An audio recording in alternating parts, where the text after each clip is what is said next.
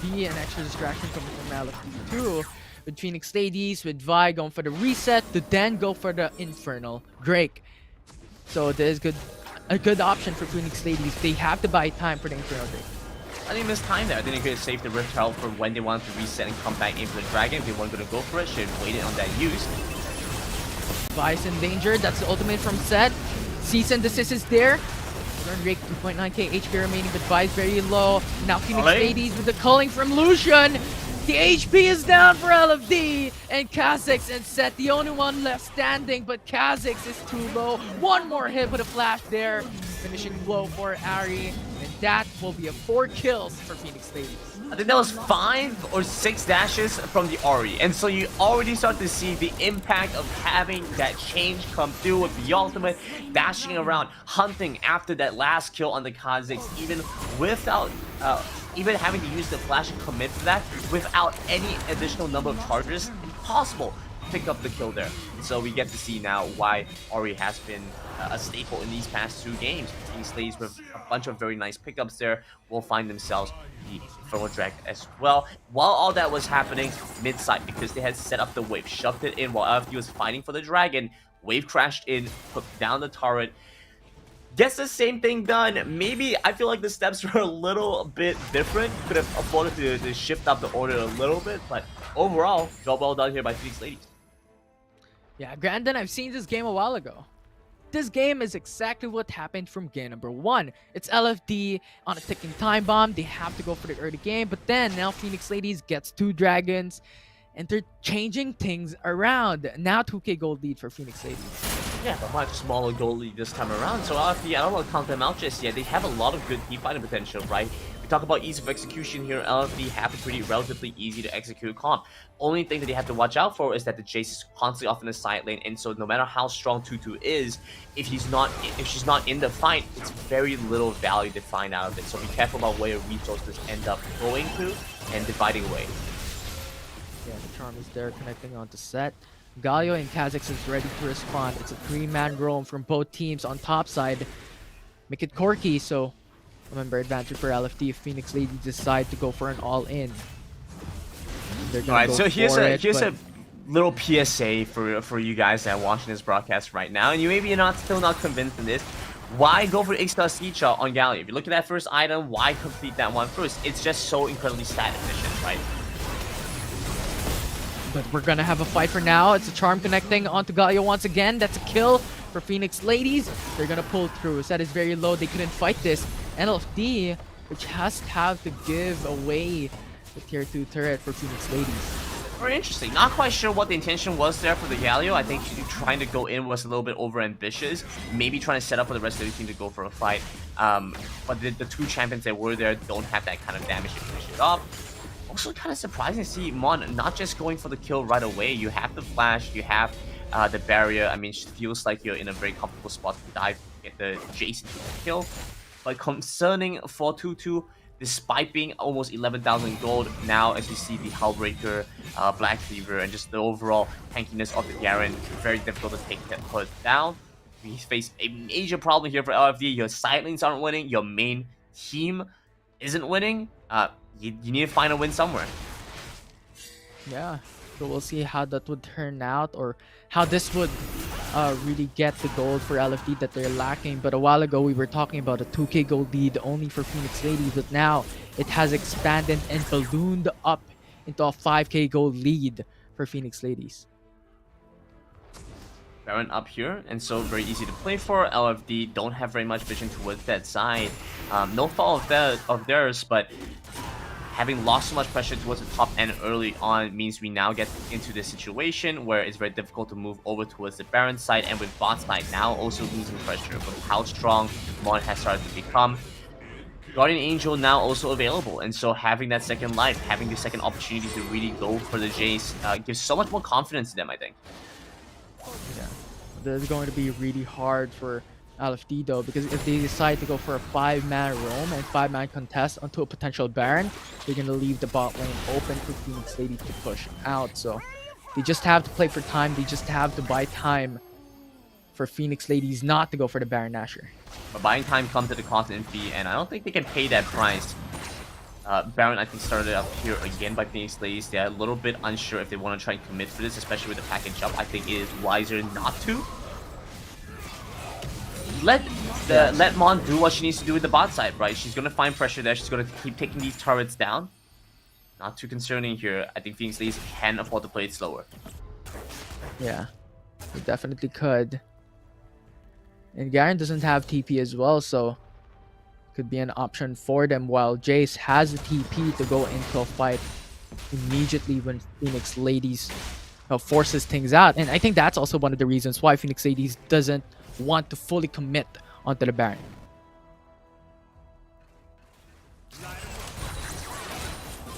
I wonder what LFD... No, actually, you know what? I'm gonna scratch that. I don't want to know what it stands for. I feel like I'm gonna regret knowing that. I feel like it's fun. You know, we've had LFO play in the WCS NYSG. They didn't get very... I mean, they got to the finals, but they didn't win. I feel like it feels like in the same branch, but at the same time, I don't really want to know what it stands for. So I'm just going to let them play it out and fight for the dragon instead. Absolutely. Although right now, it's Phoenix Ladies already have 2 dragons in their favor. If they get this third Drake, going to succeedly have more potential when it comes to stacks. Vi starts off the fight. Set is very low already. That's the ultimate down. It's a Haymaker buying some time. Galio not going to be able to go through, and that's already 1 kill. But LFD already got the Ocean Drake, but at the cost of Set's and Galio's life. And that was a 4 versus 5. The entire time we had Mon in towards the top side, picking up the turret, and we now start to see that impact come through. LFD, like we mentioned, 2-2 had a lot of gold, has a lot of damage, and they can get things done. Force Phoenix Ladies off, they weren't able to fight for the dragon, pick up the dragon in the end. But at the same time, the response is truly there. Just being able to get the pickoffs, and then being also able to take down the turret. Bad situation for RFD. They're now trying to stop this Baron from going down, but Mon, a brick wall in their way. Yeah, it's really difficult because there is 2-man down for LFD, but now they're gonna pull through to go for the fight, to go for the contest. But Corki and Jace already down. That's a huge mistake. Now it's Kha'Zix the only one alive to defend, and Galio and Set. They don't have their 2 damage dealers. Shouldn't be too much of an issue. I think now 40 seconds still left up. I don't think Phoenix Ladies are going to look to try and end the game off of this one. Probably still going to have to reset and then come back in. Maybe an extra turret if they are ambitious here.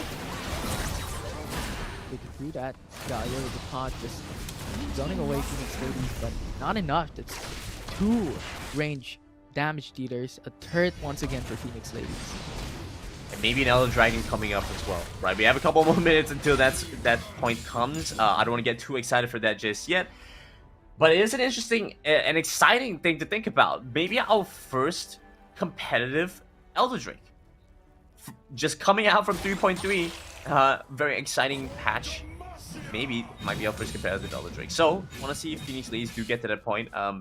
Probably not in their best interest. I think they should just close out the game if they could.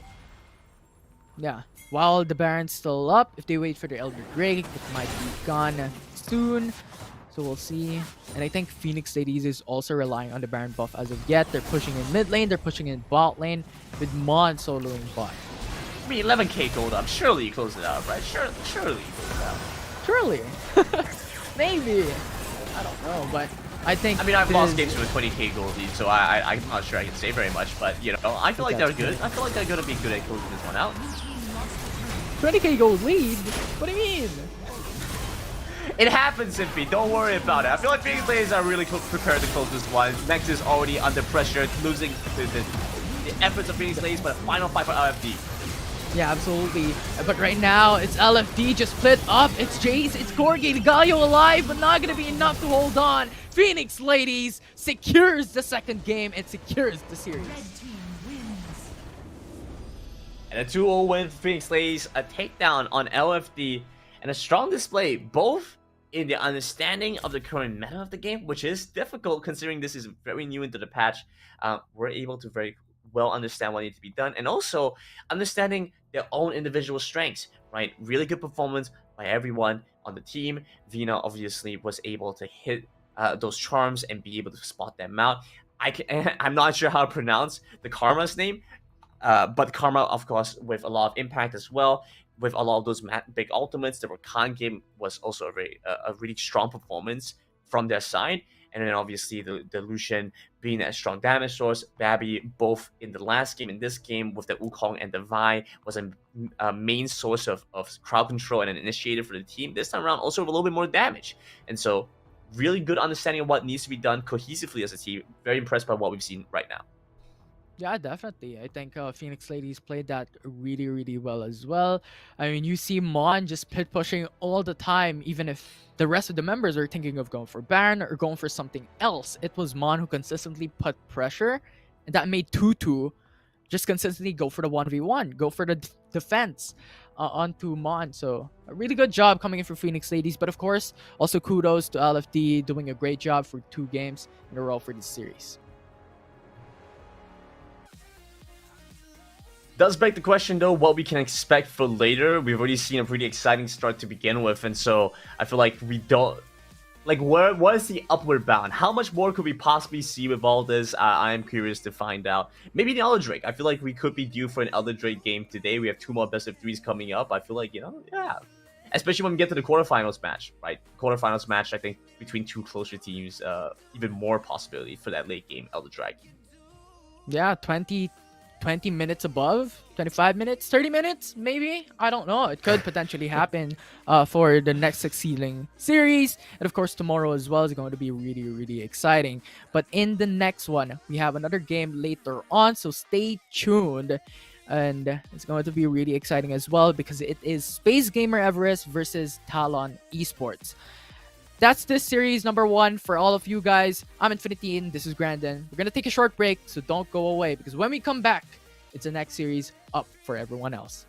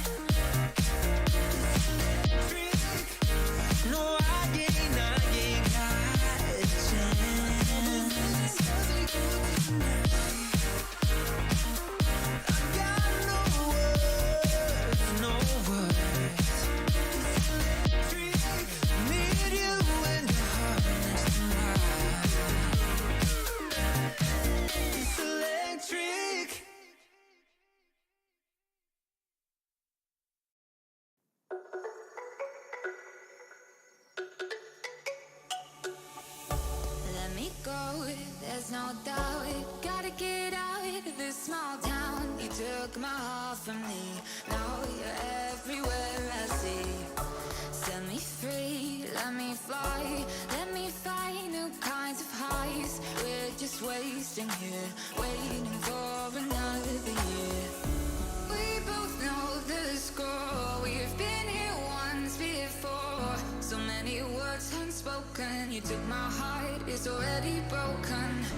You don't have to wait, I can take the pain. I will surrender, let me go on a new adventure.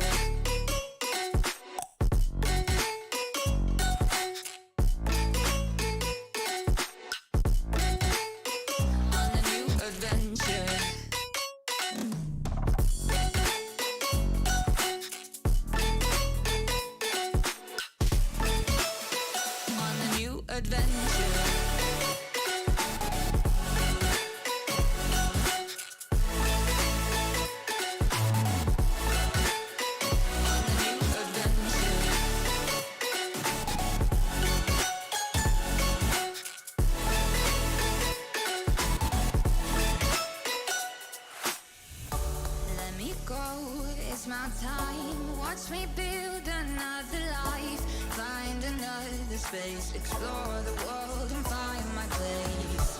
Hope you find some peace of mind. Hope the night was worth your time. Threw my heart away, we won't see another day. We both know the score, we've been here once before. So many words unspoken, you took my heart, it's already broken.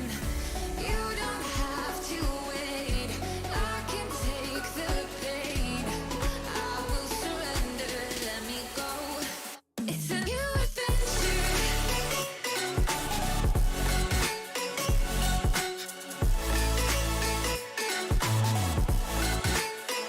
On the new adventure.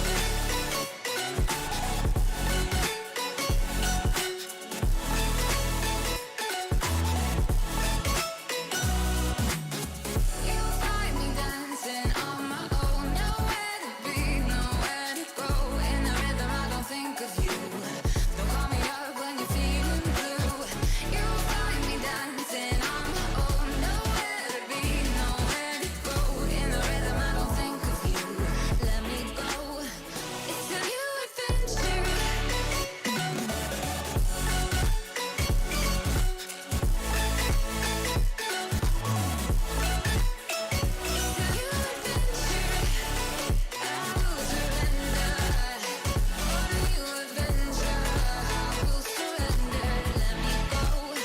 On the new adventure.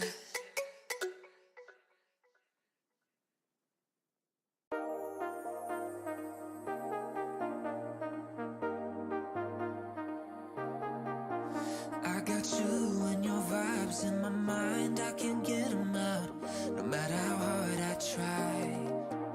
I need you and your heart next to mine, yeah, I'm all about keeping it you and I. When you're here, you spark chemical reactions, your aura strikes like lightning. Got no words, I'm just drowning in attraction. Only one way to describe it. It's electric, can you feel it? You got the only touch that takes me high. It's electric, I'm up in my feelings.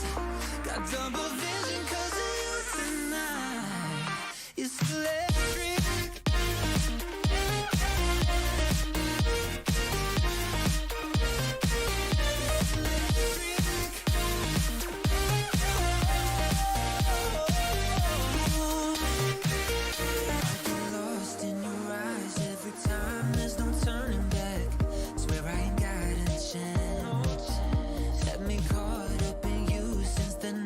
On the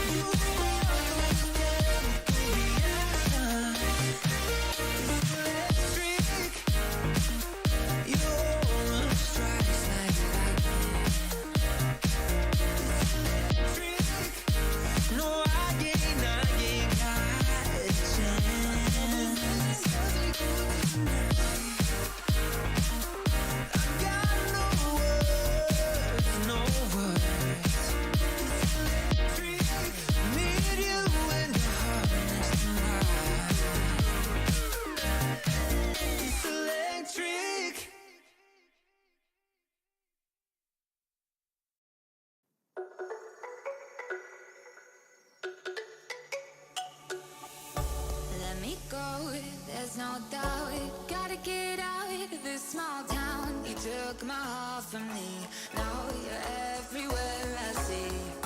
Set me free, let me fly, let me find new kinds of highs. We're just wasting here, waiting for another year.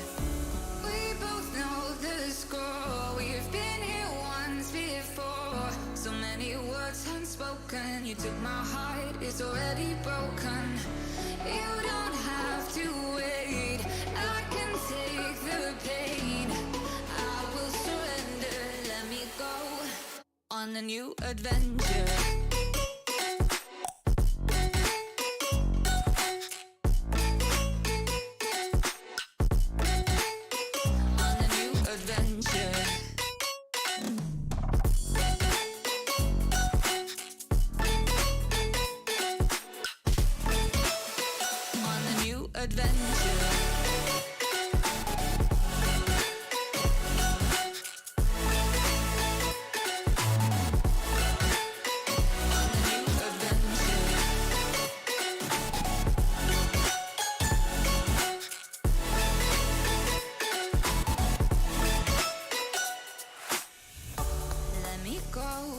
My time, watch me build another life, find another space, explore the world and find my place. Hope you find some peace of mind, hope the night was worth your time. Threw my heart away, we won't see another day. We both know the score, we've been here once before. So many words unspoken, you took my heart, it's already broken. You don't have to wait, I can take the pain. I will surrender, let me go. It's a new adventure.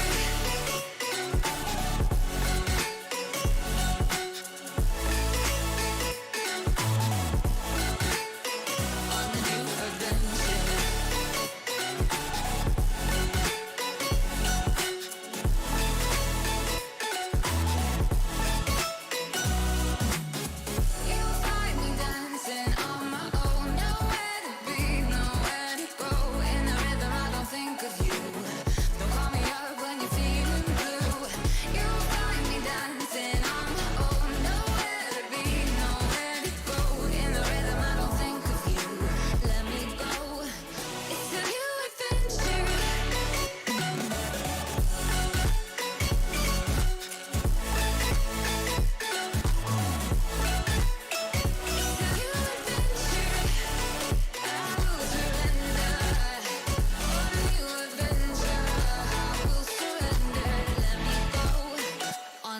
Adventure.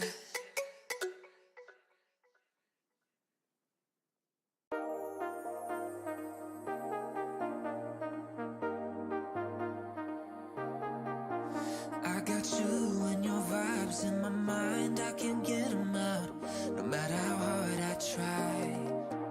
I need you and your heart next to mine, yeah, I'm all about keeping it you and I. When you're here, you spark chemical reactions. Your aura strikes like lightning. Got no words, I'm just drowning in attraction. Only one way to describe it. It's electric, can you feel it? You got the only touch that takes me high. It's electric, I'm up in my feelings. Got double vision 'cause of you tonight. It's electric.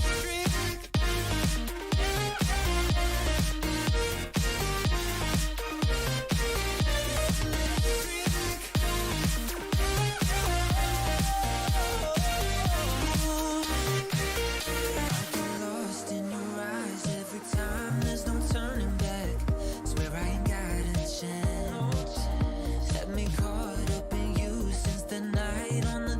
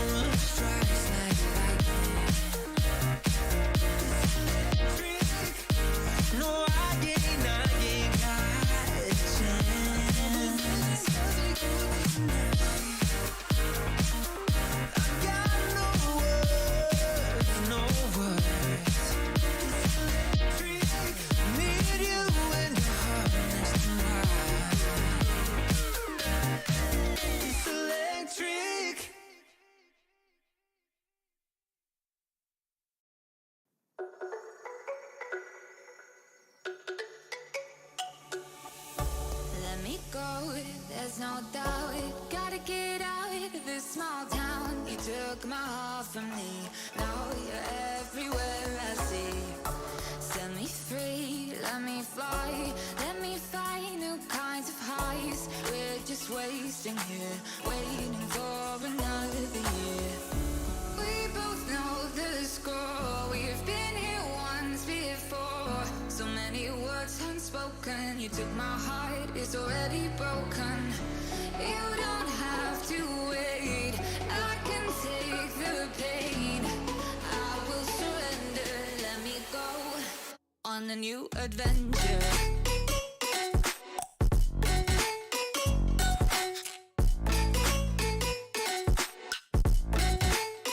On a new adventure.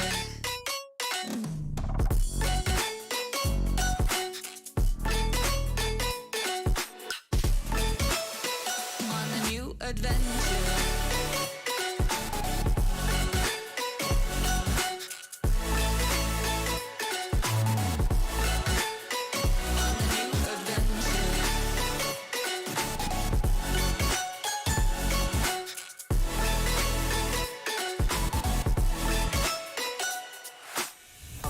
Let me go, it's my time. Watch me build another life. Find another space. Explore the world and find my place. Hope you find some peace of mind. Hope the night was worth your time. Threw my heart away. We won't see another day. We both know the score. We've been here once before. So many words unspoken. You took my heart, it's already broken. You don't have to wait, I can take the pain. I will surrender, let me go. It's a new adventure.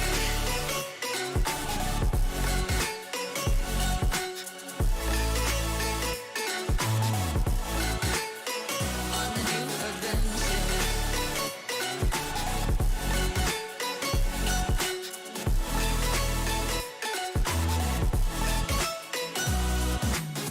You'll find me dancing on my own. Nowhere to be, nowhere to go.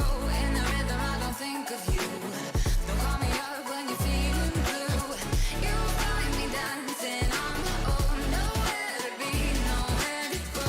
In the rhythm, I don't think of you. Let me go. It's a new adventure.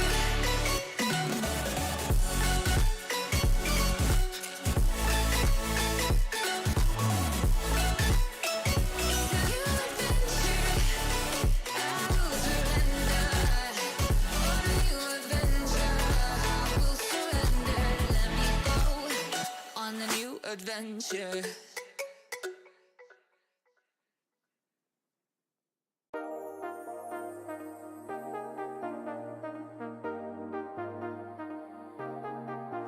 I got you and your vibes in my mind, I can't get them out, no matter how hard I try.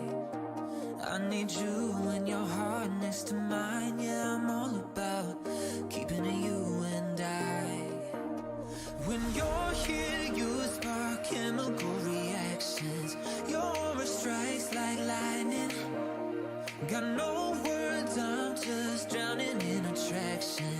Only one way to describe it. It's electric, can you feel it? You got the only touch that takes me high. It's electric, I'm up in my feelings.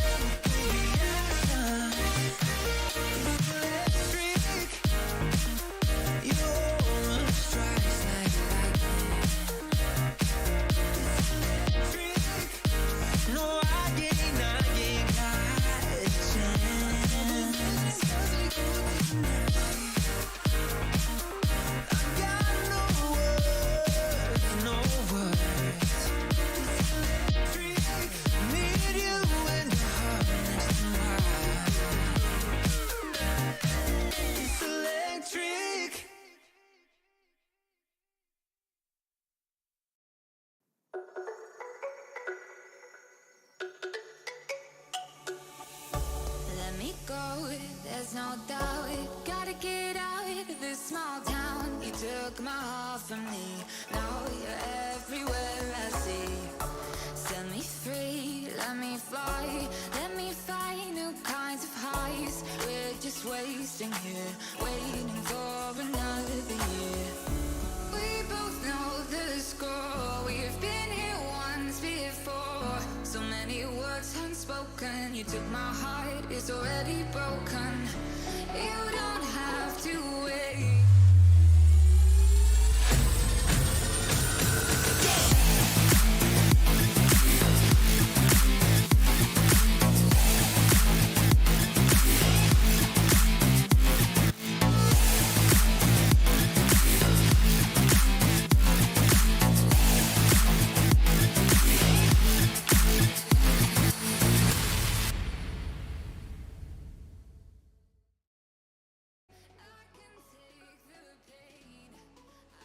Welcome back, everyone, to the FSL Wild Rift Open 3 for its second series today, Grandon. And it's going to be exciting because it is between Space Gamer Everest versus TALON East.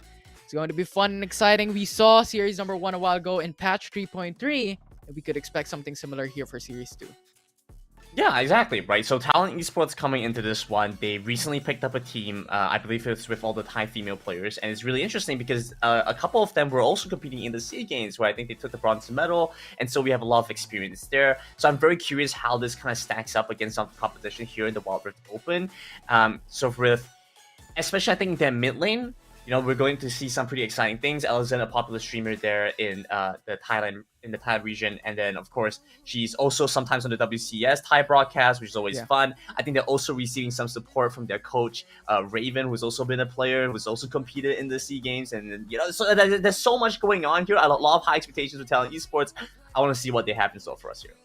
Yeah, absolutely. I think experience when it comes to a competitive scenario is really, really important, and it gives you a lot more, knowledge, capacity to compete, especially in a high-level tournament. So we'll see how this will turn out for Talon Esports. As you stated, we've seen also Alizent cast in the Icons Global for a local broadcast, I believe. So we'll see how this will turn out for them. Any expectations when it comes to champions, though? I'm not gonna get too crazy into that. I feel like we'll just see what they have in store for us when we do get to that point. Instead, I'm gonna focus on a little bit more about like the idea. Like I'm just here to talk a little bit about Wild Rift and where like the future kind of brings us, because we saw like some pretty big moves here. We had the whole like music video thing for like the finals, and they were talking. They had like the whole like dance breakdown and stuff like that. It wasn't a live performance, but I think like what they were able to get done with the music video and stuff was still really interesting for me. I don't know how you felt about it. You know what I was really, really happy about?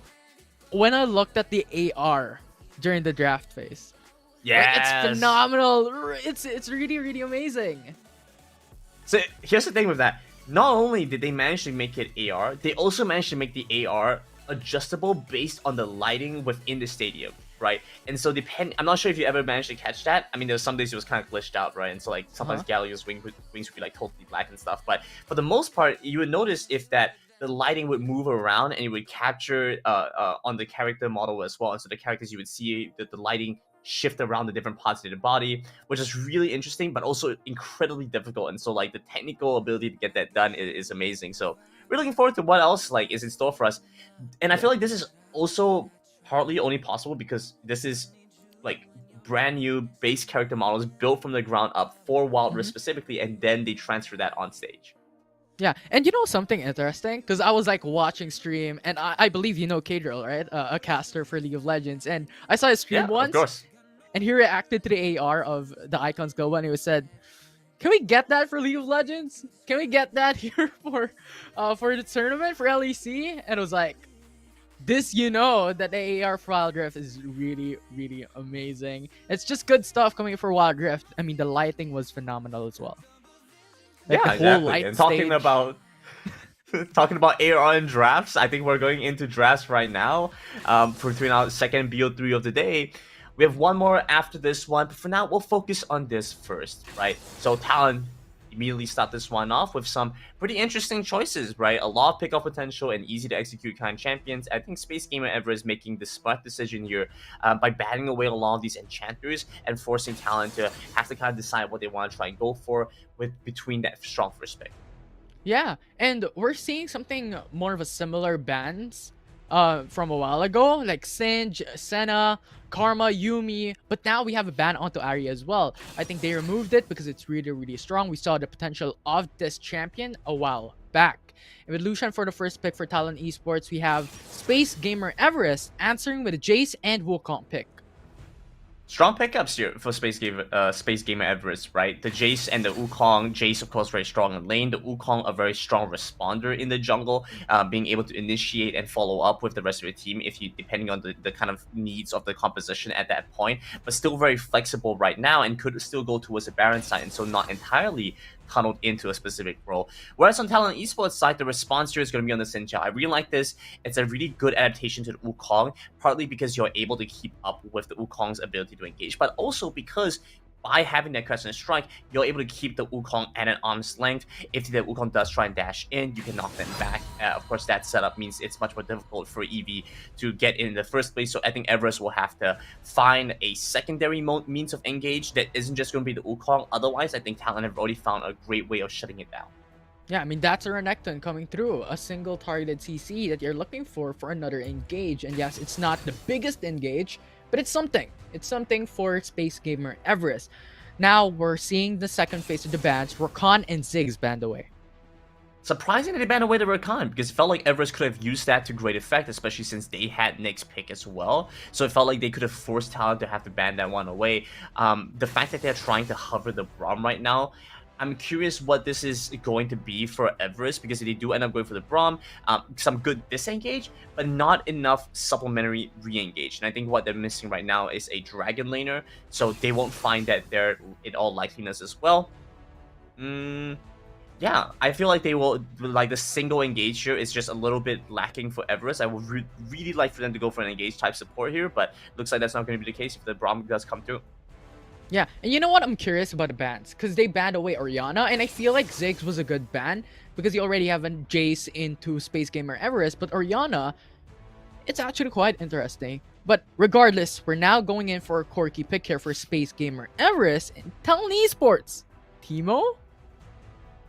This is not happening. This is not happening. Pretty sure it's just gonna be the Lux Seraphine bot side. I understand what they're trying to go for now.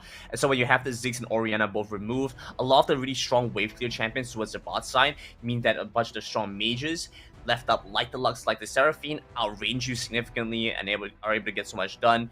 But moving away from that slightly here, perhaps with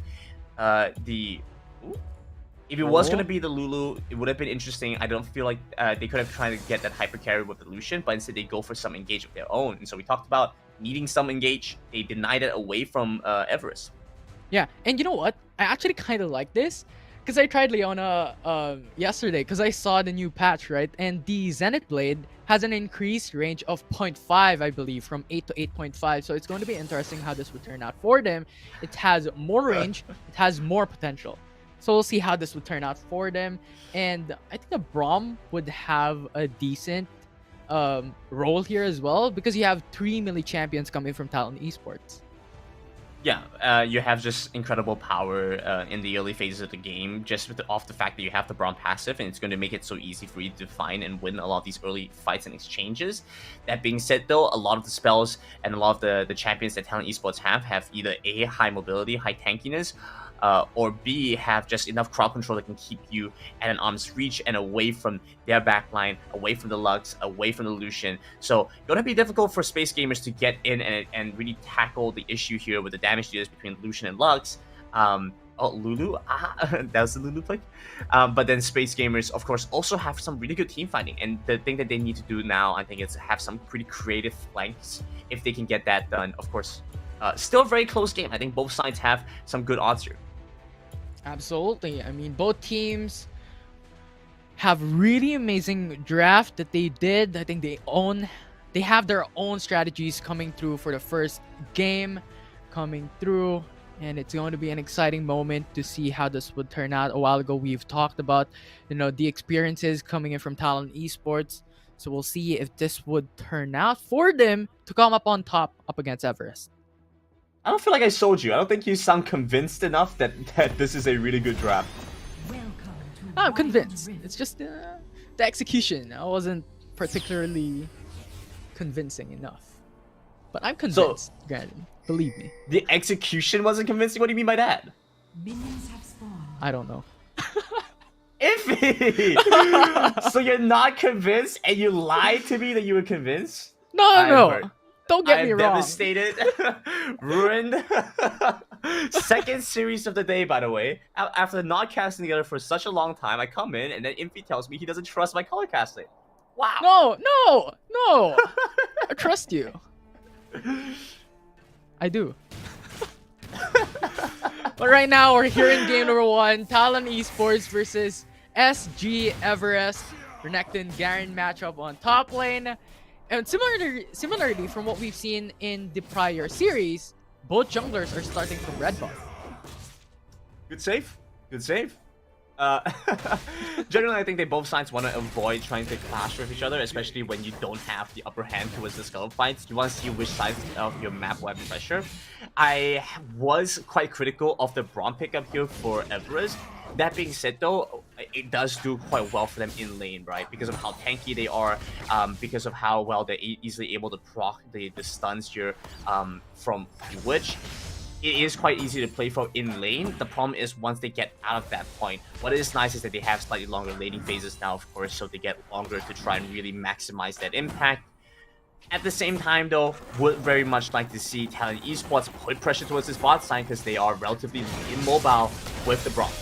And there's the bot side fight that you're talking about. The pressure is on. It's first blood coming from Talon Esports, killing Bill Witch.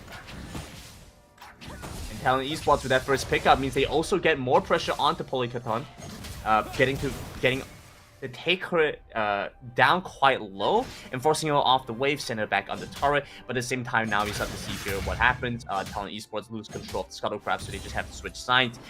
Not too much loss, just a little bit of extra time needed to get to that point. But also looking for a rotate mid lane. This is quite interesting. Yeah, JJ really just wants to have the quick response if ever SG Everest wants to commit into that fight. And also, Tomato have seen JJ, and JJ have seen Wukong, so it's pretty much having that info trade. But now Braum with the flash in, with the ignite, tick, it's Elizant down. How unfortunate. I'm pretty sure that was a few ticks away. Maybe could have survived if she still had the barrier, but staying on the turret a little bit too long. This is what happens. This is why I was concerned about JJ moving into the mid lane. Not sure how much can get done, then you're leaving Elizant to her own devices. There is that risk there. But of course, Bewitch committing both summoner spells to that pickup in the bot side. Could be much worse, frankly. It's some extra gold over to the Braum. They'll take that over giving gold over to Polykaton. Yeah, absolutely. I mean, it's a difference between taking kill and taking nothing, right? So it's better than nothing, definitely. It is better than nothing. I think on both sides they can be quite alright with the situation. I think Everest were happy to get a kill, and I think Talon were happy that it went over to Bewitch. That being said, first dragon to come up will be an Inferno. I think there is some value to be had here for Talon Esports, but based on the way the composition is drafted, it's very difficult to go for these neutral objectives. Where they do have a lot of power is when they start sieging up, when they need to prevent sieges, or when they need to find a pickoff before the objective starts up.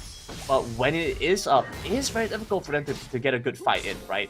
They have a lot of good follow-up and good pickoff, but they don't have that consistent DPS. The Lucian really is not that for the early phases of the game. And so I think Everest hold that advantage and probably can pick up a really good start, maybe with double objectives. Yeah, especially with Jace and Corki for Everest in the first objective of the matchup, because Jace is really strong when it comes to the early game with a lot of pokes, with a lot of skills, and with a lot of CCs as well with the knockback, and Corki packaged expectedly on the Infernal Drake or the Rift Herald. So it's a difficult time for Talon Esports, so I do agree with what you're saying, how Lucian will have that difficult time on the first team fight if ever they do contest the objective.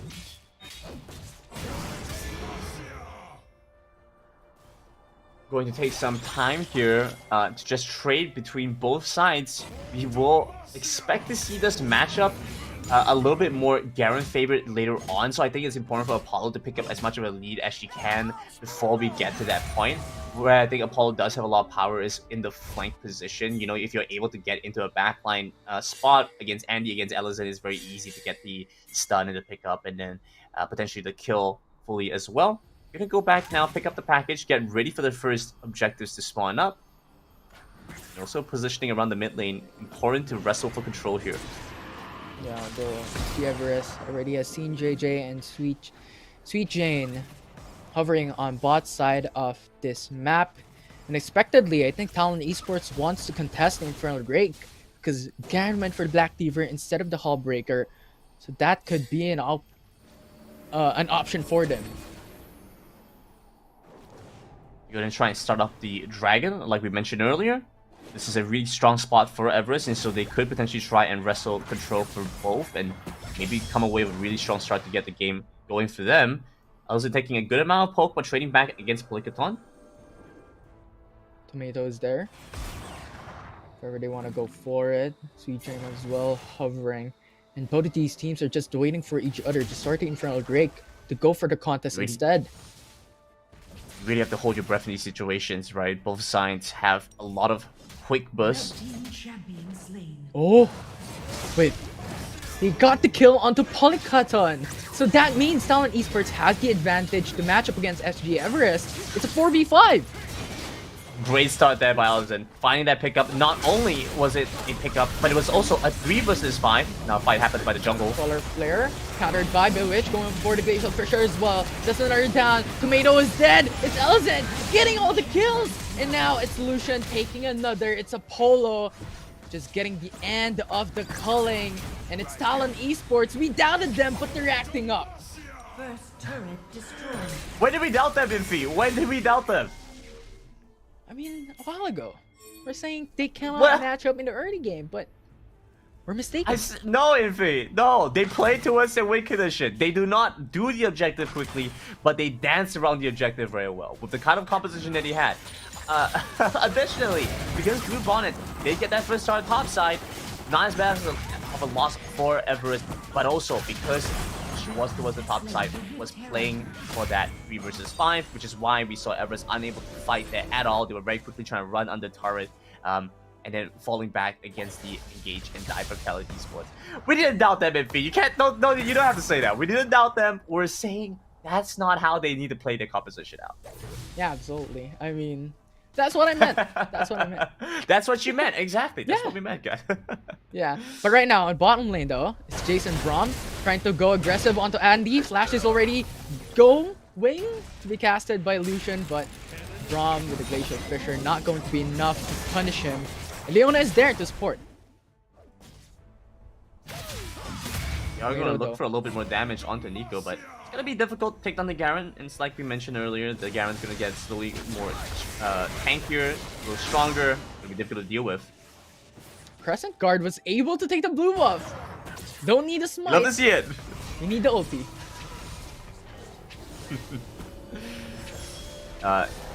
We start to see here a little bit more pressure here from TALON Esports. I think we'd like to see the vision line kind of extend a little bit further. But gonna be difficult to get there, especially since there isn't that much to be had right now. I think they're gonna take that time with that quite defensive line of vision, especially towards the mid side where Ellison is gonna be most vulnerable.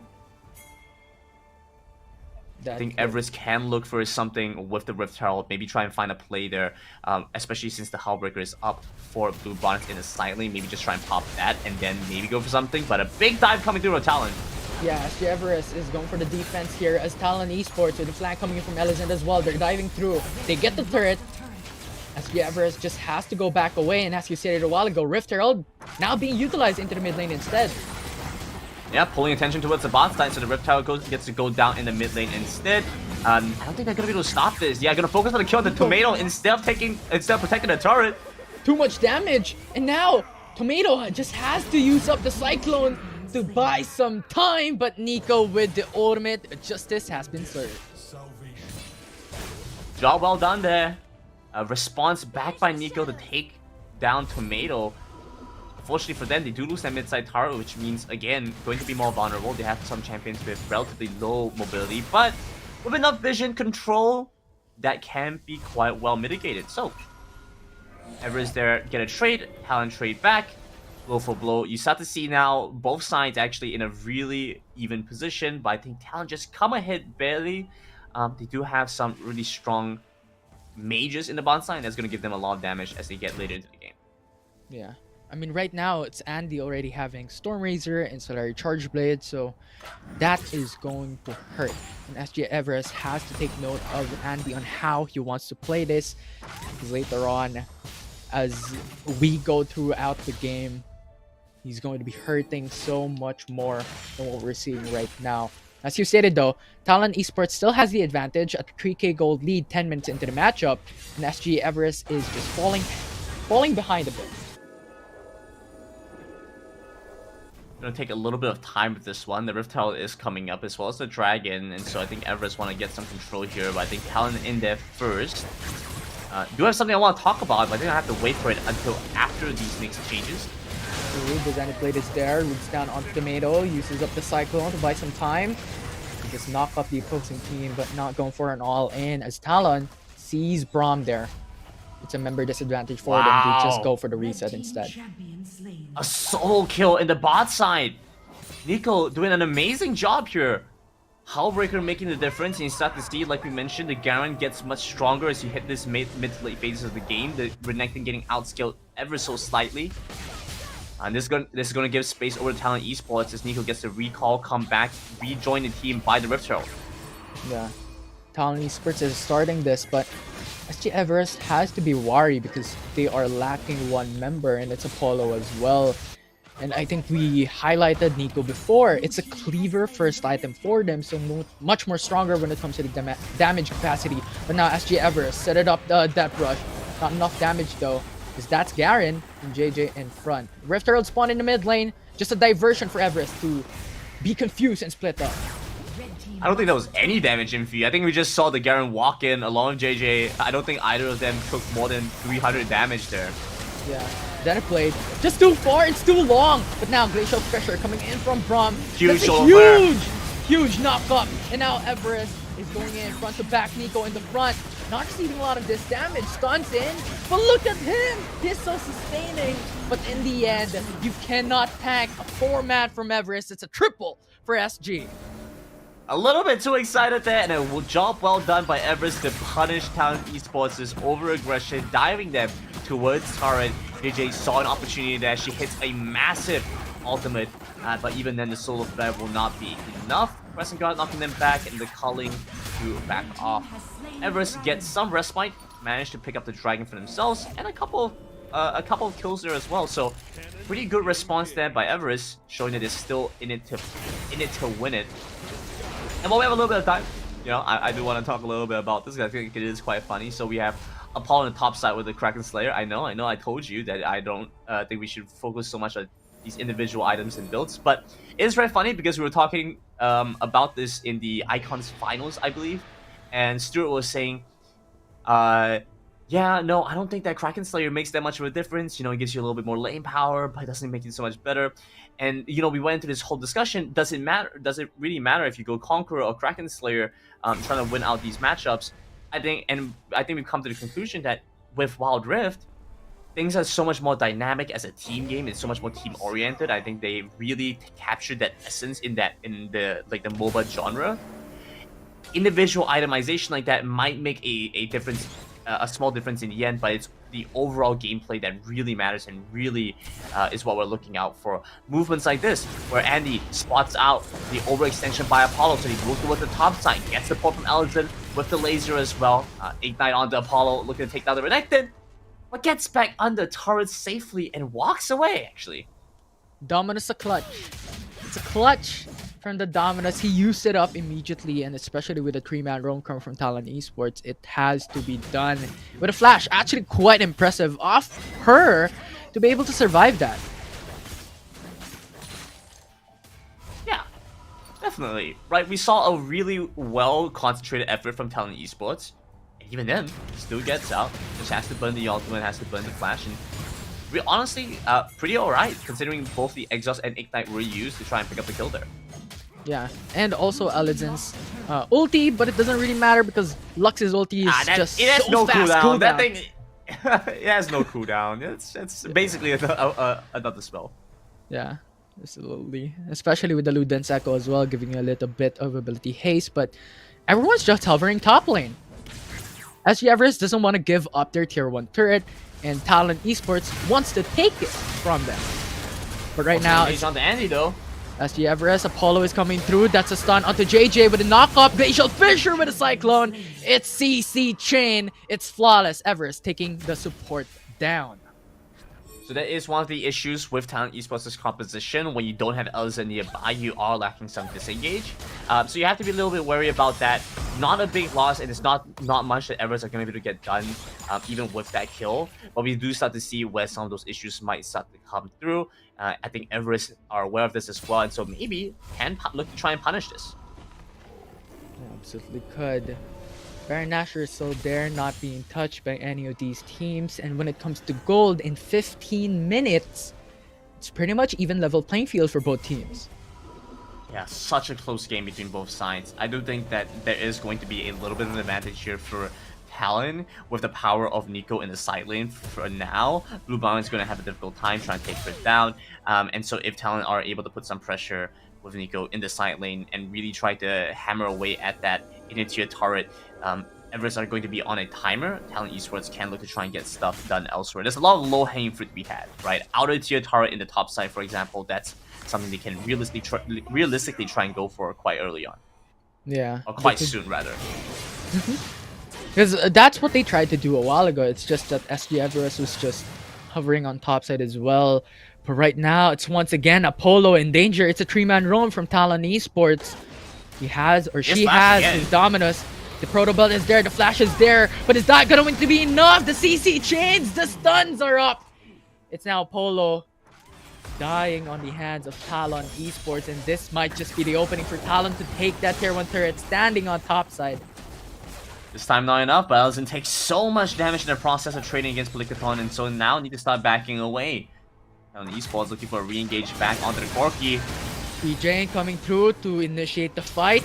Not following up. JJ is reserving the Zenith Blade, and the ultimate is almost done and complete for JJ to use again. Nice try on the Crescent Guard, but timing a little bit off. Wasn't able to stop the Valkyrie. Teleport coming in now. The root is there, but the Zenith Blade, Solar Flare to follow up. Final Spark following through, but the Witch has the shield up, so a lot more hinder damage coming down. But Everest loses 2 of their members. It's a Polikaton and Bewitched, slain by Talon Esports. Difficult to go for the Baron now. They don't have the same kind of shred that they would have if they had a more traditional Marksman. Lucian can give them a bit more damage, but it's going to be difficult. At the same time, though, while we also have the jungle still up, so Tomato being alive here makes it difficult to try and commit for that. Best case scenario, I think you're just trying to deny away the jungle camps on the side of Everest, which I think have already been done, and start setting up with the Dragon. This is going to be big though. If Talon Esports gets this, they have a huge chunk of percentage damage up against Everest. Remember the changes off Elemental Rift, huge chunks off buff from the Dragons, but Tomato is there to try and contest, but a CC, the stuns, the root are there, but the Zenith Blade alongside with good timing. Nico, but now the ultimate is there. Apollo and Tomato successively killed by Talon Esports with a Mountain Drake on top of it. A lot to be found there. Talon Esports in a very comfortable position now, pulling the lead ahead. They were just 100 gold or 500 gold up, now it's 5,000 gold up, but 10x on their investment. Good way of putting it, I suppose. Everest trading back, trying to take down Nico, but the response back from Andy dashing in. The package used to get away. Zenith Blade is there, Solar Flare followed through, but Andy, look at him. He's just going in for the free hits. No. GA going to be popped here. And once he resurrects, he's dead. And now it's Talon Esports taking 4 kills with Brum the only one alive. Talon Esports is pushing through the mid lane. And an intense situation there. Blue Bonnets wanted to knock Andy back, but Andy had repositioned closer towards Polikaton, and as a result was knocked into the Corki, able to finish the combo, take down the bot side counterpart on Everest. I mean, just a very good job well done here by Talon, being able to play mechanically well and executing what needs to be done there. And on a nice edge as well, Andy narrowly walks out of that fight still alive. Yeah, Hey, that Elder was... Drake's coming up, Infi. Yeah, we might see it. I mean, this was what you were telling us a while ago. Maybe we could see the Elder Drake. And this is it. 25 seconds up until the Elder Drake to be alive. And up until then, Baron Nashor still hasn't been taken by any one of these teams. Difficult to go for Baron as Talon Esports. I think there's more value in forcing EVEREST to have to walk in and check on you doing the Baron than you actually having the Baron. So I think they're going to be happy with this one. That being said, I don't think Elder Dragon can be thought of at the same way. You actually have to commit for this and finish this one as soon as you can. So I think the Elder Dragon dance is going to be much more intense. And EVEREST really need to find good positioning with this one. We should not be seeing Apollo together with the rest of the team. She should be off at the side trying to look for the flank, and it should be on Tomato and Bewitched to get you into the fight instead. Yeah, Garen has TP, but Blue Bonnets doesn't have any TP. So if this comes to worse, Talon Esports could just go in for the 5v4. And even then, Apollo is dead! So one down. See why for you can't beat the EVEREST. team? The Elder Drake is starting. Talon Esports is going to commit for this. Jace is just walking through. The Solar Flare is there. Glacial Fisher for the counter engage. And now with Valkyrie coming in from Corki, having that space is going to be very important. JJ is there. A lot of sustainability on the back lines. It's Garen going in for the match of justice. It's already a double kill. Zenith Blade to follow up. For the root, it's the double. It's the ace for Talon Esports. And they can finish. And Talon Esports take an amazing fight, taking down EVEREST, teleporting in, responding just slightly later, but they had the front to back that they needed for, they had the pickup potential that they needed for, and they get the win they were looking for against EVEREST. Amazing plays coming in from Talon Esports. They played methodically rather on that game number 1. It's just amazing stuff. From the early game getting 2 objectives, up until the mid game to the late game, they were consistent and they have won the first game of the series.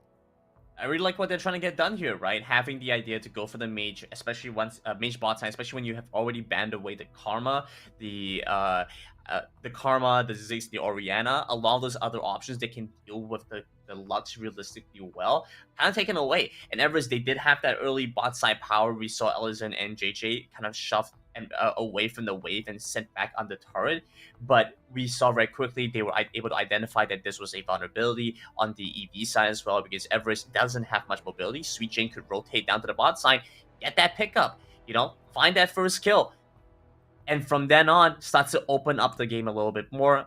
Job well done across the board here.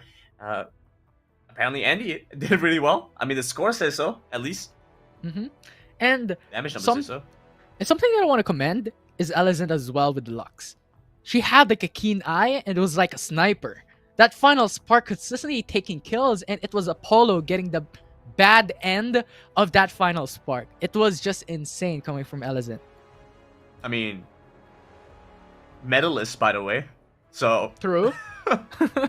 put some expectations up there. Putting in some expectations up there for Talon Esports for sure. I think we also saw Grand Sky Ares in the brackets towards in the top side in the quarterfinals too, right? So like that is a stacked matchup. That being said though, they're on like opposite ends of the bracket, so if we do end up seeing them play, it's going to be like a pretty long journey before we actually get to a point where they end up facing off against each other. If they do face against each other, it's at, I think it might just be finals, honestly. Grand finals. Yeah. 2 SEA Games representatives. It's going to be hell of a matchup if we get there. But before then, before we go through that, we're going for a short break before the second game. It's going to be exciting. It's already Talon Esports on match point. So be ready for the next matchup. We're going to take a short break. I'm Infinity, and there's Grandon. See you guys later.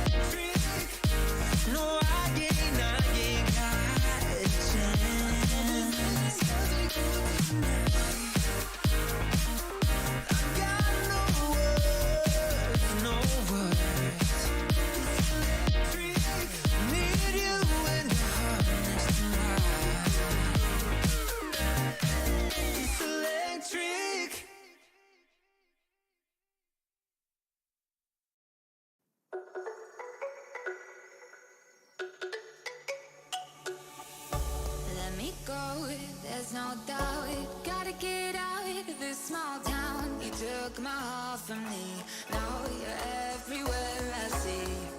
Set me free, let me fly. Let me find new kinds of highs. We're just wasting here, waiting for another year. We both know the score. We've been here once before. So many words unspoken. You took my heart, it's already broken.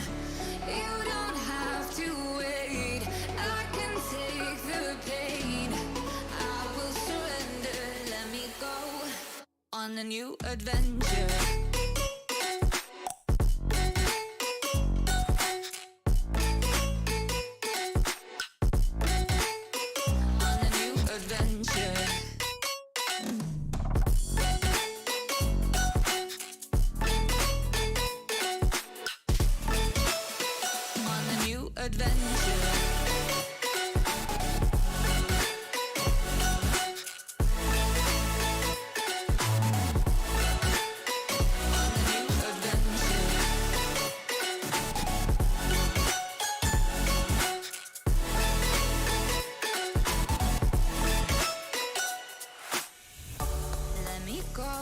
It's my time, watch me build another life.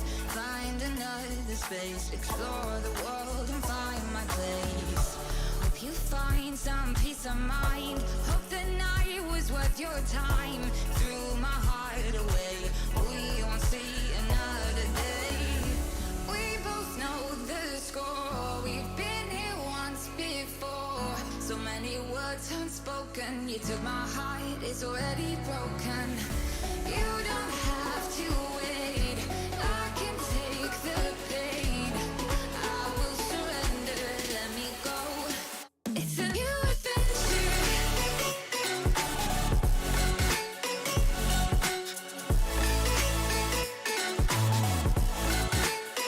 On a new adventure.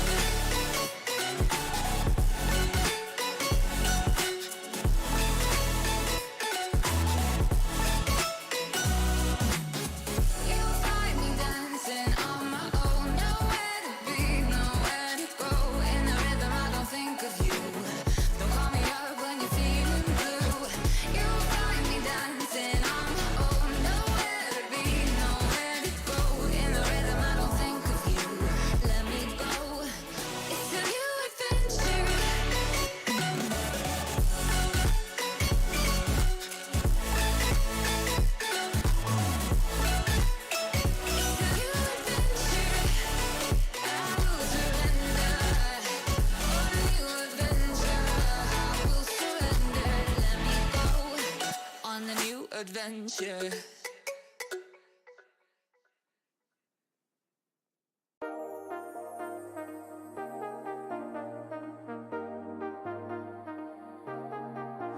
I got you and your vibes in my mind, I can't get them out, no matter how hard I try.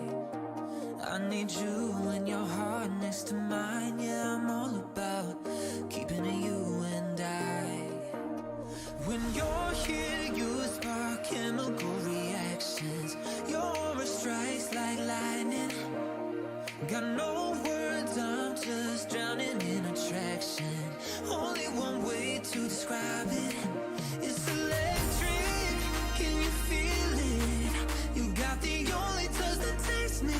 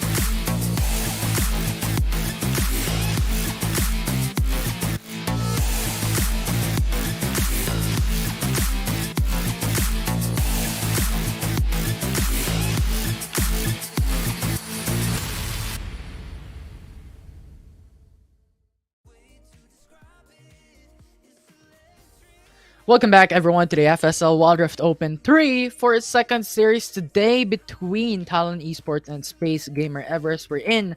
Talon Esports got the first strike in this series. I'm Infinity and there's Grandon with me. And Grandon, we saw a massive play from Talon Esports just a while ago. Yeah, they really managed to step things up since the last time we've seen them play. I feel like the presence of having like a coach and having someone that is able to help you guys figure out what the game plan is going to be has helped them a lot here.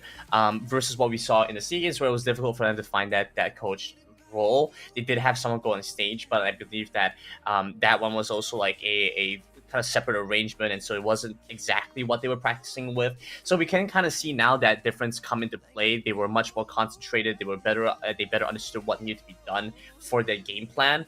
Being able to use a lot of the pickup potential that Elzen provided, as well as really strong pressure in their side lanes, or in their solo lanes, I should say, and overall just being able to better execute one for their win condition. Yeah, absolutely. It was an impenetrable and bulletproof laning phase that they had just a while ago, and it was just phenomenal coming in from Talon Esports. So we'll see how this game 2 would work. How would Space Gamer Everest tackle on the draft? How would they go in for the bans or picks that they would do for this game? Let's see what they have in store for us here. I do believe they will be switching sides, and so Everest now on the blue side, so they get to have that first pick. I think it was the Lucian that went first pick this in the last game, something along those lines. Either way, you know, want to see what kind of what they want to try and go for. Honestly, Talon could try and go for like a stronger late game scaling kind of composition if they so desired. I think the Jax could be really nice. If they leave open a bunch of enchanters, they could end up picking it up for themselves. Yeah, I think we're seeing sort of a similar bans here, right? Nothing has changed so far. It's Karma, it's Ari, it's Yumi. Exactly the same bans as Space Gamer Everest had from game number 1. And from Talon Esports, Sinj and Olaf was also their first 2 bans alongside with Senna. So getting rid of the Yumi, so it's not going to be so straightforward. I do believe they still this does still mean they have a couple of like enchanters that could come up. The fact that Senna was banned away from by Talon shows they don't really want to allow that through and give them like an easy kind of laning phase. Think about where Senna does best in, it's with stuff like the Nasus, and Nasus is such an easy champion because you're able to make the opponents not able to play the game as well because of the wither effect. And then you're obviously able to set up with the rest of your team with the Spirit Fire. And so you think about where not only the strength of the Senna, but also the indirect strength you gain with the other champions. Makes sense why they might want to do that. Avoiding the idea for something like a Jax instead committing again with a Xin Zhao. But the fact is, they went for the Xin Zhao early on. A lot less flexibility there. If they had gone for something like the Wukong, could still look to try and potentially flex that one around, but instead showing their hand a little bit more, maybe just want to go for the top side pickup right away. And avoid any and then leave the rest of your options still up. Yeah, I think Talon Esports is thinking like, don't fix what's not broken. Like, they played Xin Zhao and Garen a while ago phenomenally, especially Nico Lack having the ability to access the backlines and just sweeping away Lucian and Lux alike. Well, not Lux, but Lucian and another champion that is really squishy for Space Gamer Everest was really amazing. But now Space Gamer Everest is the first one who's going to change their draft with now a Thresh in mind. Aha, so this was something else they had also hovered last game. They were deciding between this and the Braum. Ultimately decided on the Braum. But now with the Thresh, they gives them a little bit more initiation, a little bit more initiative. That being said, though, that was because they had a composition last game that fit that very well. Now, it's not exactly the same. This Thresh won't be as compulsory or as needed as what we saw last game when you already had a lot of your engage blocked, but now also doubling down the Lee Sin. So lots of engage coming through from EV side. Yeah, I mean, you have the Lantern to catch up onto champions that's falling behind. You have the Hook, you have Lee Sin, who's going to be aggressive in the early game. So a lot of these openings for Space Gamer Everest now that we're here in game number 2. And Lux to follow through for Talon Esports performed really well for Elzen just a while back. So that's locked in for Talon as we're going in for the second phase bans with Shen banned away by Talon. Okay, so you get rid of the Shen. You don't want to have that big map roaming kind of option there. Again, like you said, don't fix what isn't broken. Talon Esports go back towards the same idea and composition as before. This time around, though, they haven't banned away a lot of the other really strong bot lane mages, so Ziggs is still up. If the Lucian chooses to go into the mid side instead, you could play the Ziggs, and the Ziggs could do decently against the Lux. You match a lot of that tempo, you have a lot of the same wave clear, and you have that semi-global ultimate that can keep up with the final spark from the Lux side. Yeah, I love this ban coming in from Space Gamer Everest though. They know that Talon Esports is still lacking one damage dealer, and banning away Corki removes that potential for them to pick it up. So now Talon Esports is prioritizing a support first so that it overshadows the potential ADC or carry that they could bring up. Really just doubling down and sticking the same composition as before, and nothing wrong with that as well, right? Since a lot of the better options have been kind of removed there. So now you want to decide between the Renekton and the Set. So I'll give you guys a little understanding of when you would go for either of these two options. So the Renekton does really well when you are looking to try and when you want to have a strong laning phase and you want to be able to really get in on the flank and take down one of the key priority targets. Whereas with the Set, you can do that, you can have a lot of that damage, but at the same time, the difference being your focus is a lot more on pickoffs, which you don't really need as much when you already have the Thresh and the Set. You can leave that role to them, instead focus on your sides. The Brand is an interesting pickup though, not something we've seen very much of recently, something that was very popular in Season 0 of Wild Rift Esports, but has since fallen off there. Big reason why the Brand does well is, of course, again, the wave clear and a lot of that burst potential, but also because it's able to be quite self-sufficient. You know, relatively long range, can stay away from a lot of targets, but very susceptible to assassins, and I think Talon Esports spot that out. Yeah, and Akali is the one who was chosen by Talon Esports to be their mid lane. And I also like how you talked about the Brand just a while back, because looking at the composition of Talon Esports, there are 4 melee champions. So that ultimate is just gonna bounce around pretty much just on everyone. Yeah, being able to get around and hit a lot of the targets gives them just so much more value.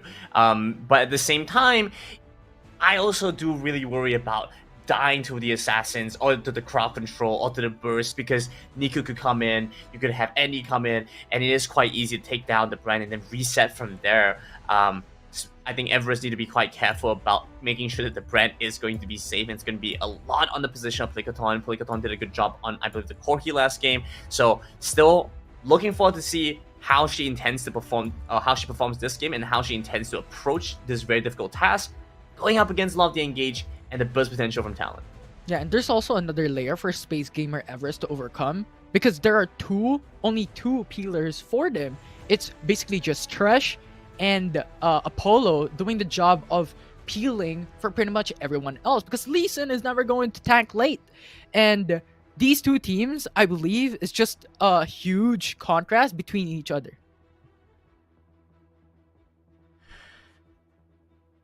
Slight difference here though. EV this time around do have some decent late game options here with the Brand, giving them a lot of damage into the later phases of the game. Where it is going to be different is last time they had some options to better deal with Elizin and burst her out. Now it's going to be more centered towards Tomato's ability to do that, but it's going to be so difficult to get to the Lux when you have such a strong front line in the wave first. Very frankly, Tomato and Andy both have to work cut out for them. It's not going to be easy diving in and finding much value when the opponent has such a strong front line to block your entry. Yeah, definitely going to be something that SG Everest wants to do for this game 2. Especially that Talon Esports is already at match point, 1 game away for winning the series.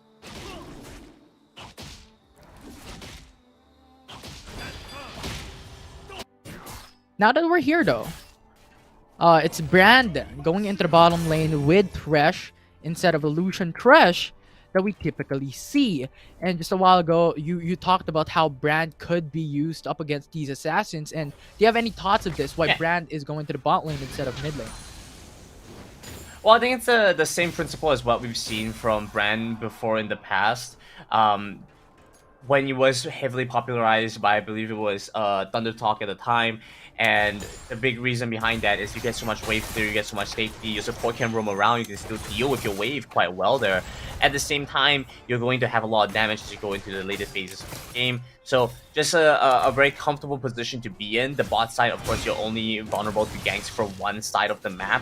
Whereas if you're in the mid lane, as an immobile champion, you're oftentimes going to have to deal with targets coming in from multiple angles. Alright, but now it's Tomato going over the wall. Sweet Jane and Tomato has roamed into the mid lane. Both jungles are ready to fight, but not going for an all-in. In the bottom lane, though, it's Polycaton. Really, really low already. Getting him low down fast. Talon Esports also maybe trying to set up for something in the bot side. River doesn't seem like they're going to be able to get that much done, though. It is just going to be a fight between Bewitch and JJ. I don't think Andy can rotate down. So what they were trying to do there in the mid side for a moment, if you could tell, was Andy was trying to get the wave shoved in so that they could get some prio and rotate around the map. That's why they had Sweet Jane come by, clear out the wave with them. Unfortunately for them, Tomato comes in and just has a little bit more dueling power to start. The 2v2 matchup just goes a little bit more in their favor. And so they managed to get some control here, which is why they're looking to pick up both Scuttle Crabs on both sides of the river. Yeah, and that's just a prowess of a Lee Sin that we talked about a while ago when it comes to the game. So much more superior when it comes to that potential to aggress the enemy team. And so far, it's really holding up for EVEREST up against TALON Esports. But for now, still even level playing field for both teams. They're playing their laning phase, they're playing their farms, so that later on they could potentially go in for a contact and team fight.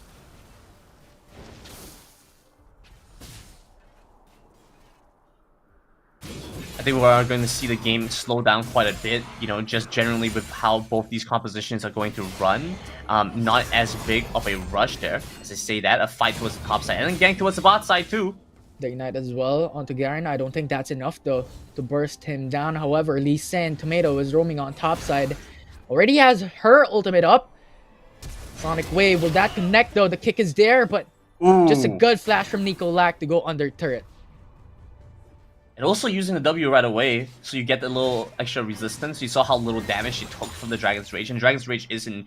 I believe the Dragon's Rage is not the execute spell, but I think if the Sonic Wave of Resonating Strike was used, that does some execute damage, so just being able to time that very well there. Job well done. Yeah. Jane just roaming around, but they have the information. They have a ward on bot side river, so that lantern is just a lot of safety net coming in from EVEREST to play with, and also an engage to later on. So I guess we're at this point now where not very much is going to happen for a little bit. So I guess we can take some time, catch our breath, and figure out what needs to be done here, right? And not just, you know, in this game, but perhaps in the future as well, moving forward for both these teams. I feel like Talon Esports, they've made a lot of growth and improvement, but at the same time, when we're watching out for what might come for the future, we've only really seen them play 2 games on the same composition, and so very difficult to know exactly what they have prepared. I am always a big fan of sticking to something simple and something that you are well versed to first before expanding beyond it, beyond your current capabilities, which I feel like is also kind of like the purpose of having this competition, right? Is to give these teams an opportunity to play with some incentive as well. Whereas on the EVEREST side, we've seen them with a lot of versatility and very interesting reads on the draft as well. You know, I don't think many teams would go for the brand in the bot side. Do I think it's bad? No, not at all. I think it is a very good adaptation, especially knowing that they already have like the Lux on the opposing force. But it is just going to be the fact that they are committed for the brand, as opposed to something like this that does catch my attention. Yeah, it also might just be like the act of practice champion pool. I think Talon Esports has this draft in mind already. They've practiced with the Garen, with the Sin Jiao, and all these champions in mind. I mean, we've seen the performance of Elizin just a while back, so really, really amazing stuff there. And maybe EVEREST has played with the brand in their practice, so it might just be that it's just so flexible, and their adaptation, as you stated, is amazing. But as of now, it is Talon Esports who got the Rift Herald, and on the other hand, EVEREST taking the Dragon. Doing a good job clearing out the wave. JJ won't be able to get the crowd control to land. They have a stick there. Looking for some damage towards the top side turret. It gets a little bit down. Apollo trying to maybe find the kill. Won't be able to get there. No first turret down just yet. Talon Esports need to regroup and reconsolidate the efforts and maybe take down that topside turret before doing anything else. Yeah. And it feels like we're playing a horror game right now, Grandon. Look at the map. There's no vision for anyone. I see quite a good amount of vision for Everest actually, Iffy. Like, that's like 5 wards. I don't know. I mean, for Talon Esports, it's like one ward from the bot side and 1 ward on top side. But you know, it's fine. You got tanks in the side lane. They're fine, Iffy. I'm sure they're fine. But that is a good point that you're raising, right? The idea is like how much risk are they able to afford to take, especially with a lot of the setup that Everest are going to be able to make. Trying to look for a dive, for example. Talon Esports genuinely do have quite a bit of survivability. They have some tankiness going for them, and if they get some early information, like with this one, with the setup, Sweet Jane's able to rotate over, provide some support, and you always have to account for a major factor that Everest do not have. It's Elzen's ultimate. If she has that up, wave clear is not an issue. Oh, but now we're going to have an engage. It's a 3v2 already. That's Nico Lack pinned down. SK Everest taking him down. But so far, JJ was able to go back, but Everest was already able to take down 1. Yeah, they respond with the kill onto Blue Bonds instead. So remember how I was saying that, you know, they didn't have to worry about things? Not if they walk into it themselves. That is the caveat to the situation, right? They have to be very careful about that. They thought they were going to be alright with the Crescent Guard, but of course, you're not that tanky. So you need to be a little bit aware that could potentially happen. Everest might actually be able to find first turret at the top side as a result of this. They do have the demolish coming through, and so, yeah, there we go. First turret. Yeah, and Elzen tried to do something there, but the final spark wasn't enough to clear the whole wave, and that is a 3-man roam from Everest. So a turret taken brings them to a 1k gold lead. Not that much, but still a significant amount in this early game. Bonsai turret is going to go down as well, and then because they were able to get that kill on the blue bonnet, but I mean, just Polycaton just gets free time on that turret, so 2 turrets very quickly to Everett, and it's a bit of a gold swing over to their way, not gonna lie, but Talon Esports, they do have 2 turrets very close to going down on their part as well. Difference is this time is you have a really strong damage combo between your top side and your jungler now. Apollo and Tomato working with the Renekton Lee Sin. It's just very easy to execute. You have a point-and-click stun with a Renekton, and then you follow that up with the Lee Sin. Lee Sin's able to dash in. Should be able to hit all your spells, right? Literally point-and-click stun, hit all your spells. You have an insane amount of damage for any 2v2 combo, especially around this time of game. So, there's a really strong setup towards the top side, and I think Everest are aware of that, and because of that, making use of it and becoming stronger. 2 kills in Tomato so far. Yeah. And I also want to talk about the counterpart, because you talked about Tomato, right?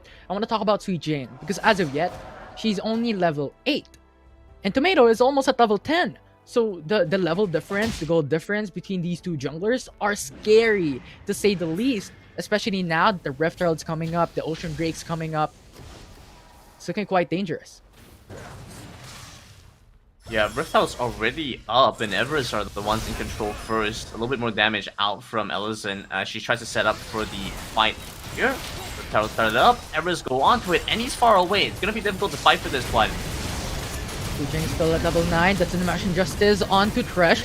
She's already down, but look at that. They're split up. Everest has to go back in to get her. But Polycaton, it's a 1v1 up against an assassin. You can never win that. And Andy takes her down. It's a double for Talon Esports. Very nice mechanical skill there. We saw Andy flash over the initial proc of the brand passive, and this is so critical because otherwise she gets hit by the stun, and that's going to cost them a lot there. Trying to look for a catch on the Ellison, but a well-timed flash would get her back towards the right side of the Lee Sin, and so back towards safety. But now they need to reset, join back in, get ready for this dragon fight. Yeah, and Tomato is ready, but that's a 3-man run from Talon Esports. Despite the level disadvantage from Sweet Jane, that's a lot of members from Talon Esports to fight up against, especially if you're alone. But as of yet, it's Apollo just pushing on top side, so it might just be a 4v5 if ever Talon Esports went for the Drake. And Esports are trying to pull the Dragon out a little bit. I think they might want to walk over, but they have to worry about the mid-wave crashing in first. We start to see some of the power that Polycaton can have, but at the same time also the weaknesses that they have when you have the opposing force collapsing in on you very quickly like that. I said Andy was far away, apparently not far away enough. Very quickly able to walk back in. Damage on the LZ. Flash was used the last time around.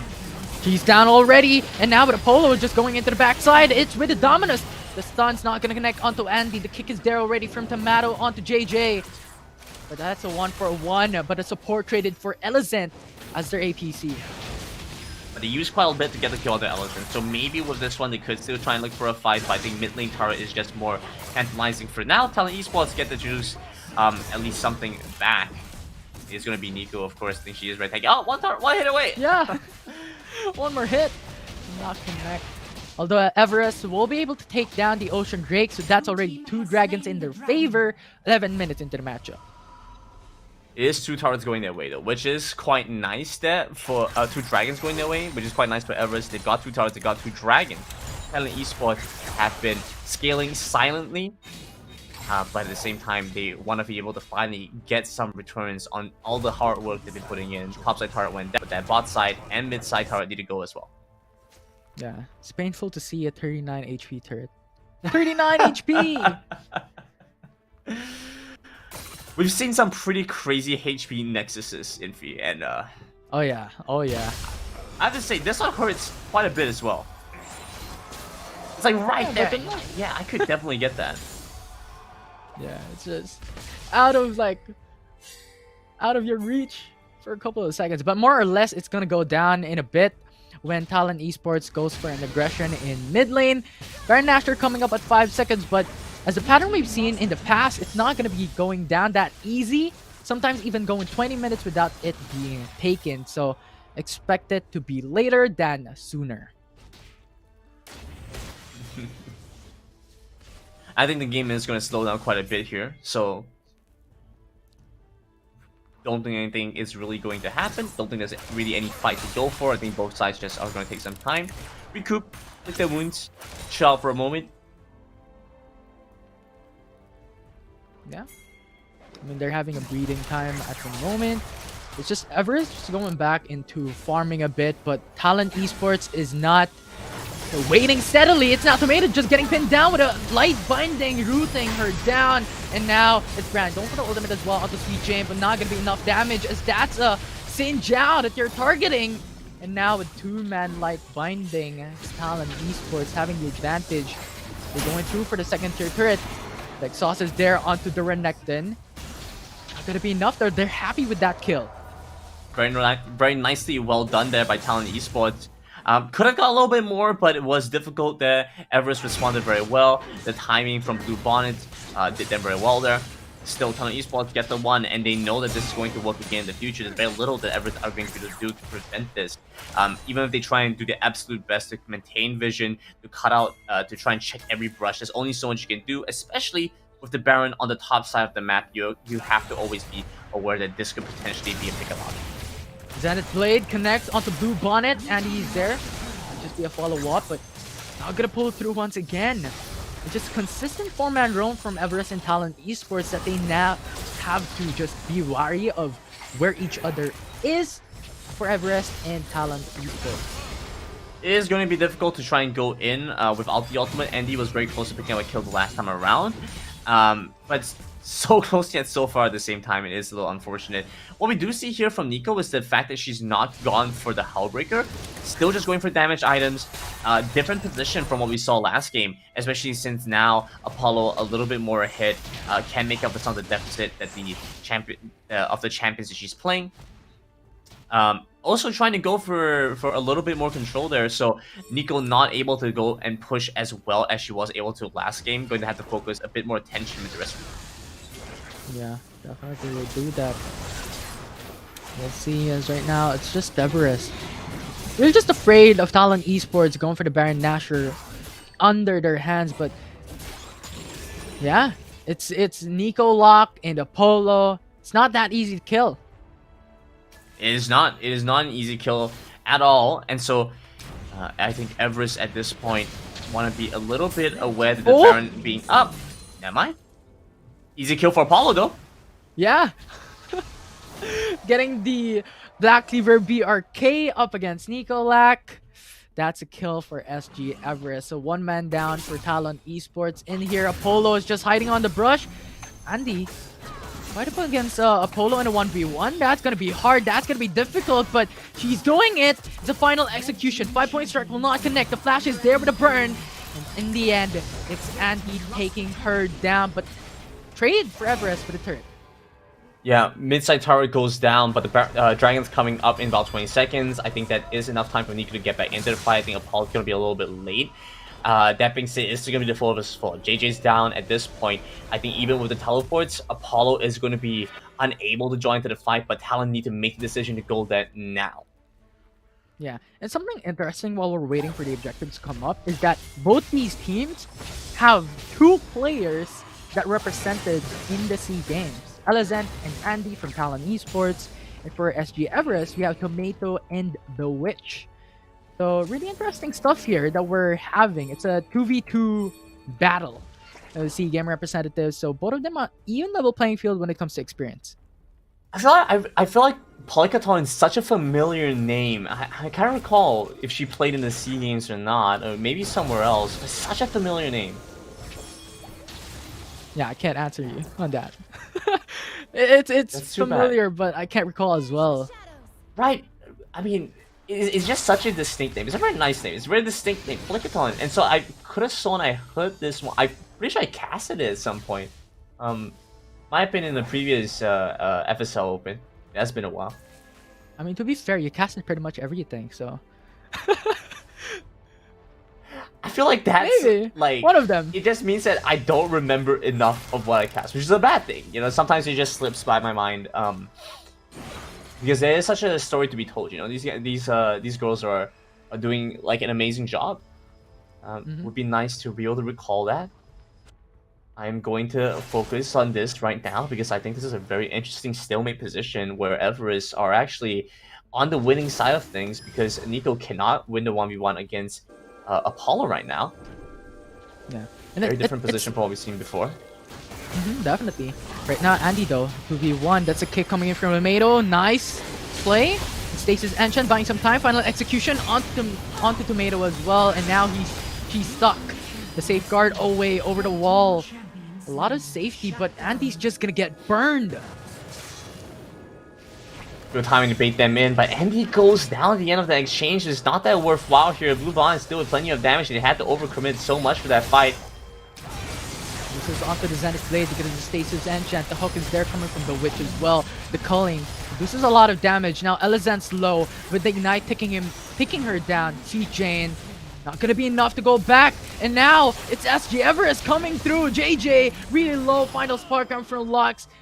Not enough to bring 1 man down. It's the double kill is there. And Apollo is pushing on top side. Nico Lack is trying to defend, but too tanky. That's the inhib turret down. I think Nico had to focus on clearing out the wave. Like, that should have been her priority. That should have been her focus, trying to clear out the wave as quickly as possible, because without the minions, Apollo's going to have a difficult time taking down the turret. Instead, trying to put damage down to Apollo doesn't work out as well for her, especially since she's opted for the Bramble Vest this time around, trying to go for some additional armor against Apollo. Just a very different situation. Now, this does seem to be Everest's Baron tip in hand, and he's going to have a difficult time trying to get in time. I'm not sure if Sweet Jane is looking for the teleport in. Doesn't seem to be the case. Fine, dive in there. We'll go over to Everest in the end. Yeah, it's really difficult. Sweet Jane is not there. Andy's potential to take that steal was just a final execution in the 5-point strike, but not enough damage. So now SG Everest has the Baron buff, but the Elder Drake is still there for Talon Esports to take or to contest. Yeah, I don't think Talon Esports can contest this. I think they're just going to have to give this one up, and it's going to be a massive boost over to Everest.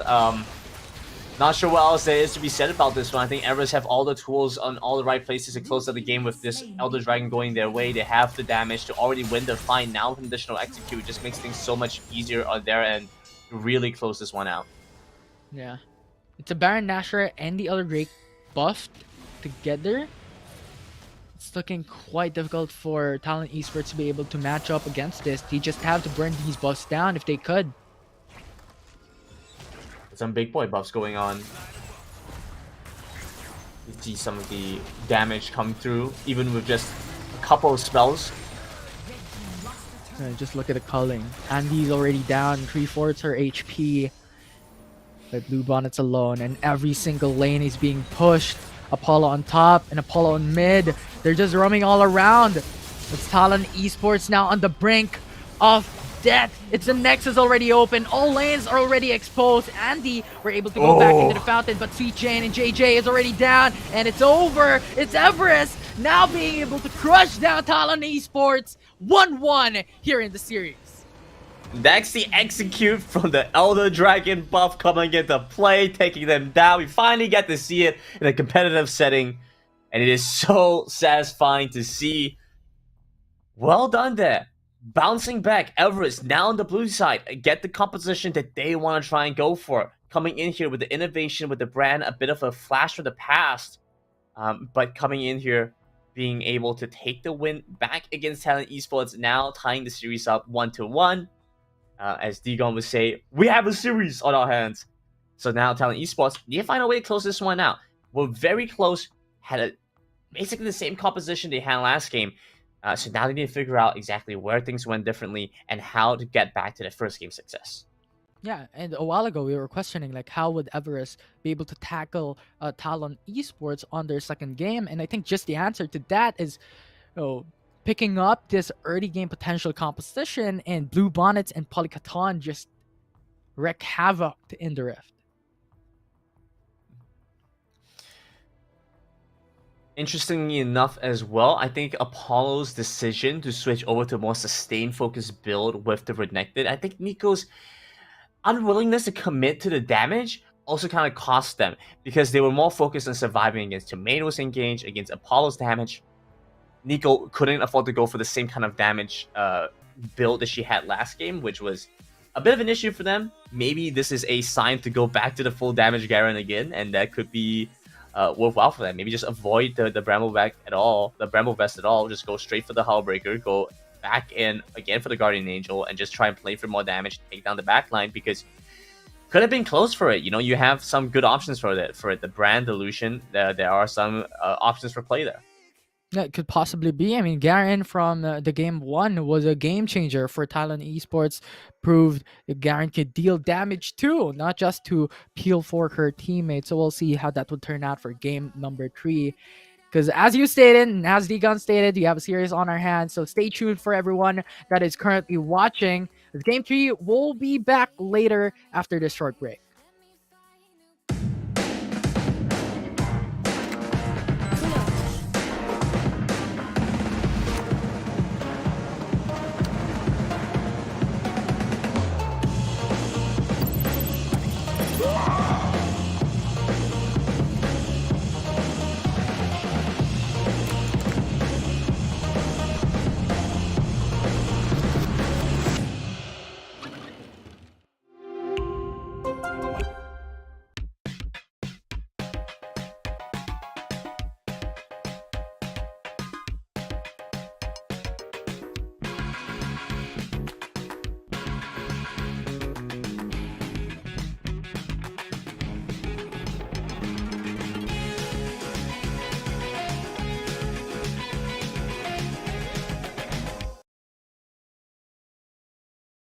Of highs, we're just wasting here, waiting for another year.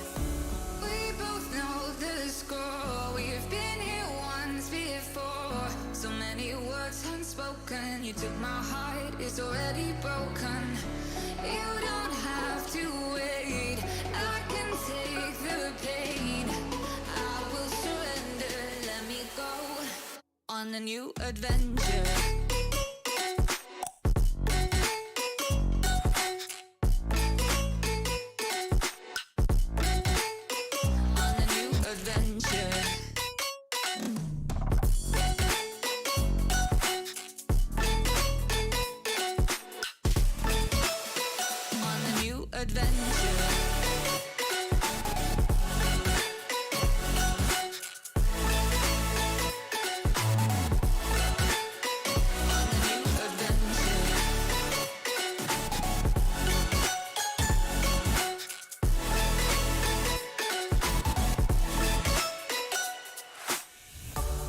me go, it's my time. Watch me build another life.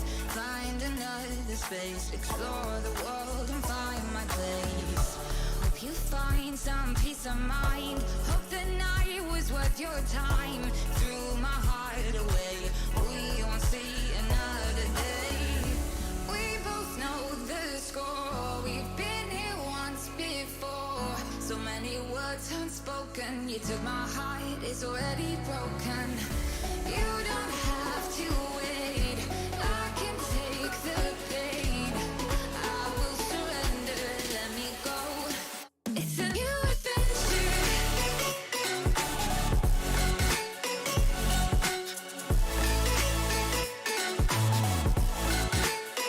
On the new adventure.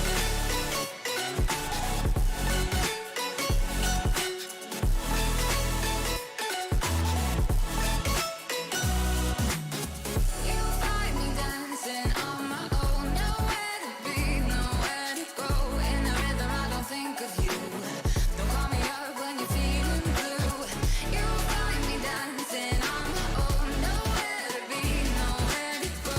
In the rhythm, I don't think of you. Let me go. It's a new adventure.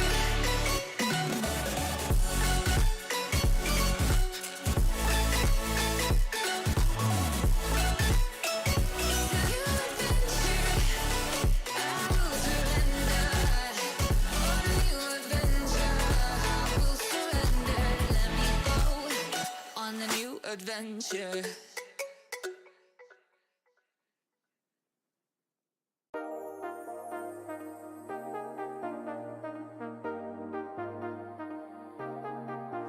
I got you and your vibes in my mind, I can't get them out, no matter how hard I try. I need you and your heart next to mine, yeah, I'm all about keeping it you and I. When you're here, you spark in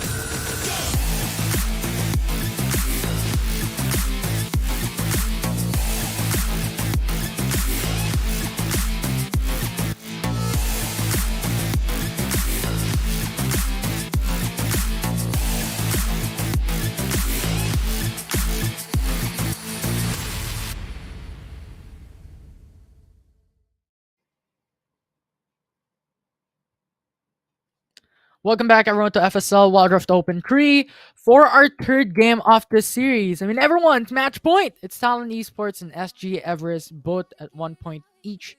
So this game 3 will be the deciding factor on who wins this series.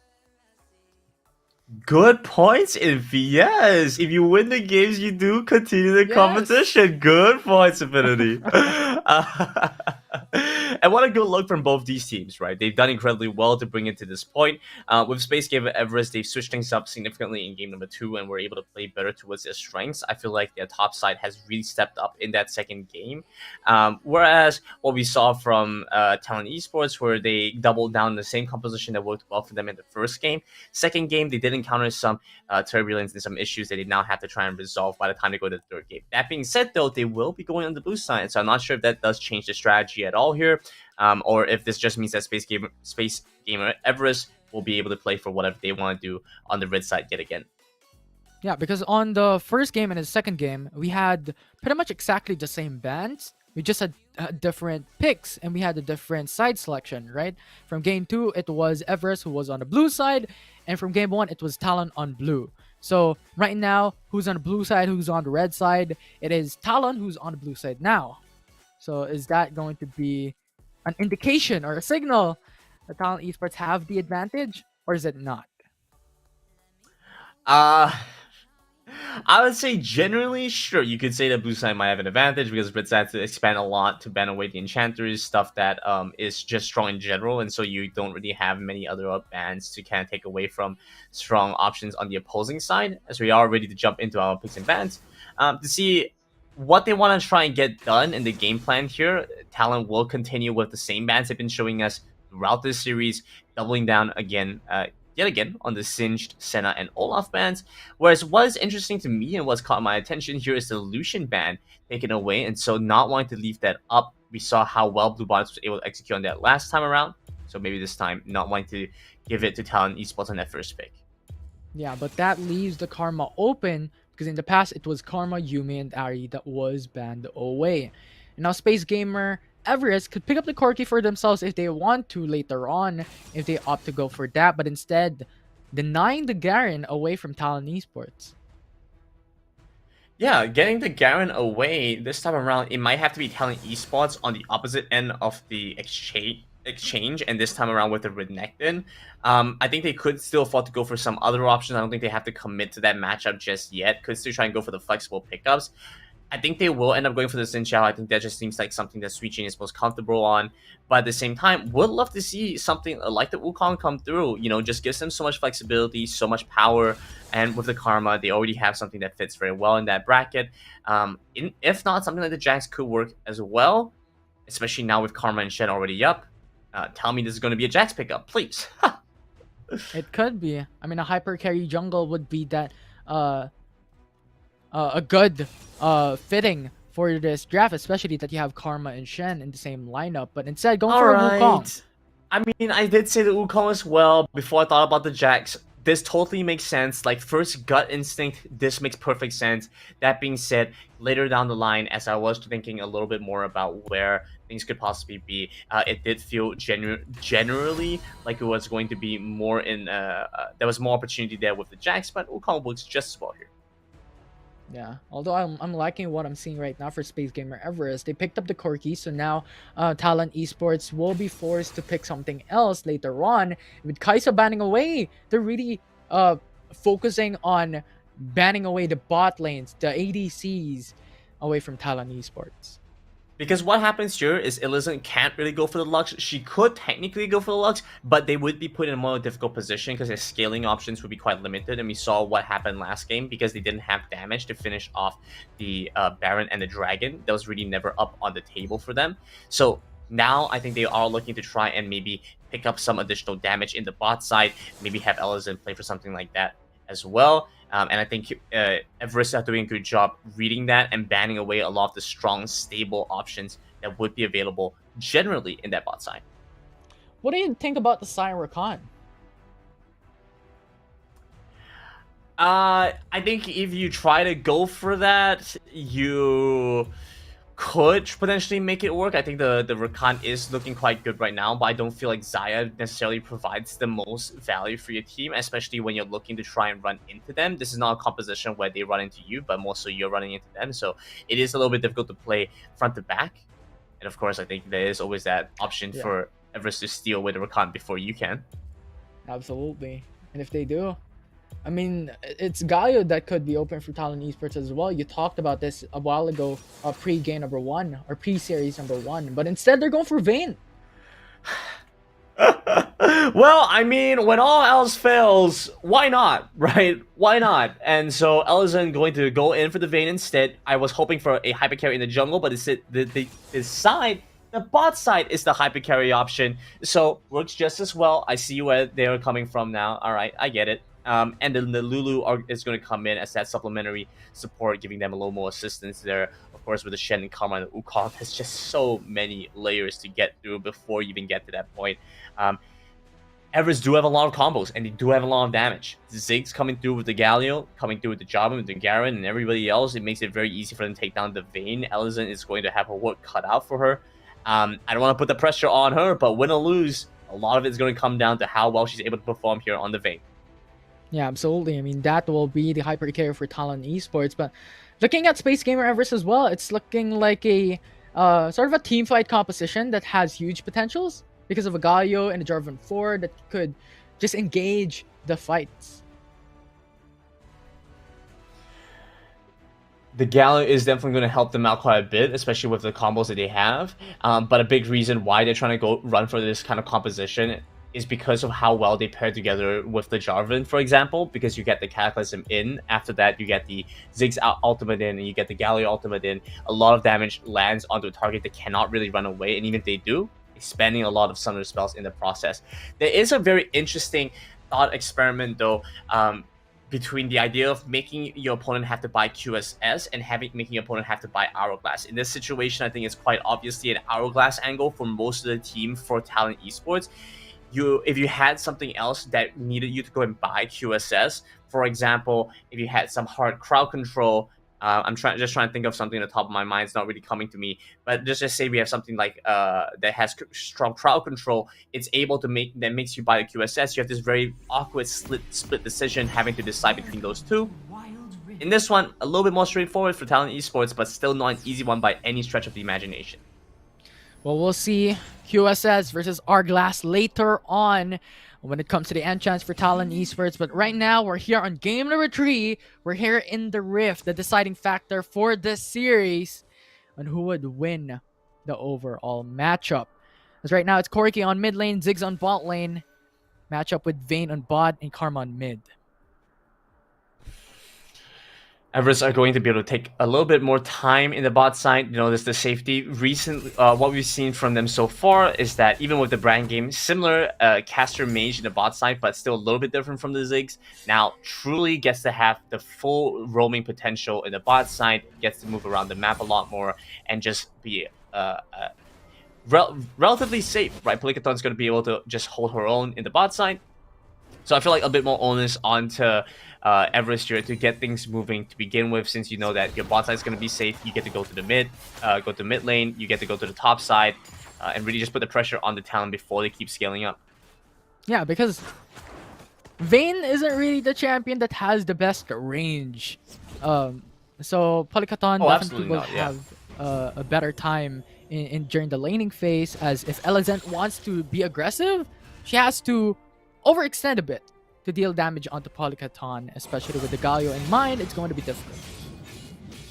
That being said, I don't expect her to be greedy. I think that she can afford to just play very safe here and just focus on keeping a strong lead, or just staying even. In fact, should be enough and sufficient here for Elizon in the bot side. She can continue to pick up some additional gold elsewhere on the map, for example, through the jungle camps.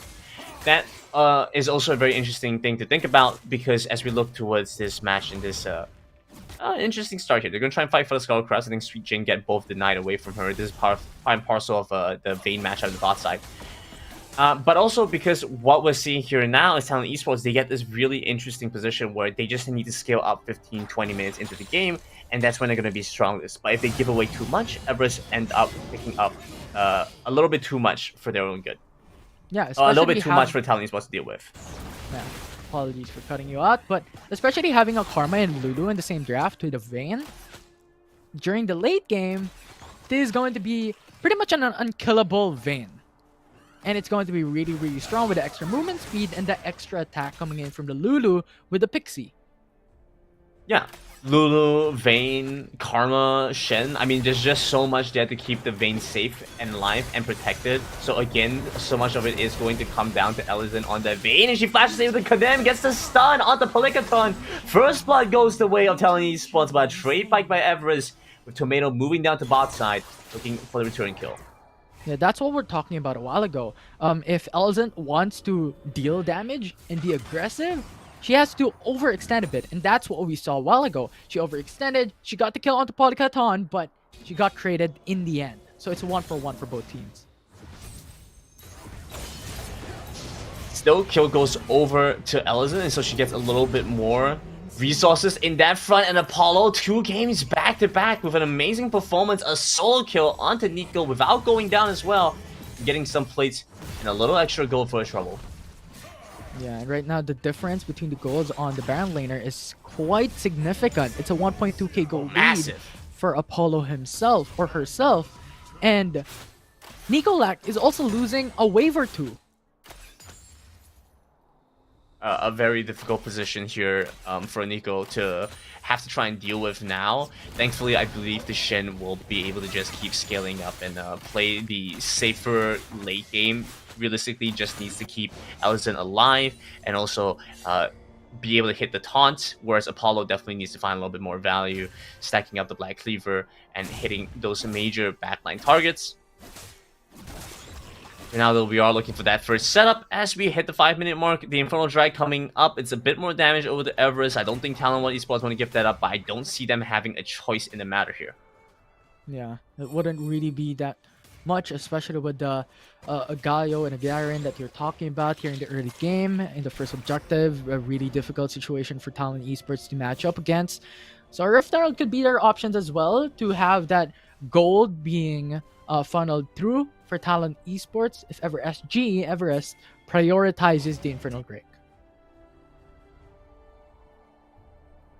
Do we see some pings there from Everest getting ready to set themselves up for that one? I think some recalls have to happen here now for Talon Esports if they do intend to try and contest this at all. But with the vision kind of set up here for Everest and the package coming through, I think Talon Esports can afford to get this one up.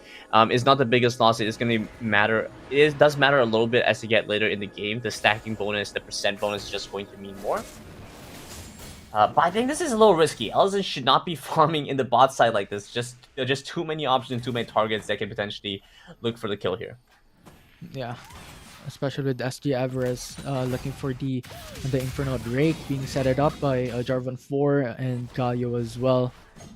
And for now, Talon Esports not going to pursue the Rift Herald, and if ever, Apollo might just be in danger for that. It looks like Talon Esports want to contest the Infernal Drake. I don't really think this is a contest. I think they're just trying to scout for some information, maybe slow them out, or like stall them out so that they don't get to rotate over to the Rift Herald as quickly. That's fair. However, Everest is now going for it. Jarvan 4 is already there. Wukong is very low. Galio going for the hero's entrance. Going for the knockback. Going for the knock-up. It's Cyclone might just have saved him, but Sweet Jane, it's the Ignite with Lulu with the heals, have saved Wukong. She goes back out. It's a 1-for-1 trade when it comes to objective. That timing on the clone was phenomenal there. Because of the clone, they auto-attacked that instead and weren't able to get that last auto-attack onto Sweet Jane, so she lives as a result. My goodness. Just amazing timing on that one. The heal as well from JJ. Because the Ignite was ticking away from Sweet Jane, so that was also phenomenal timing from JJ. Commendable play. But as of now, 6 minutes into the matchup, we have a 3k gold lead for SG Everest.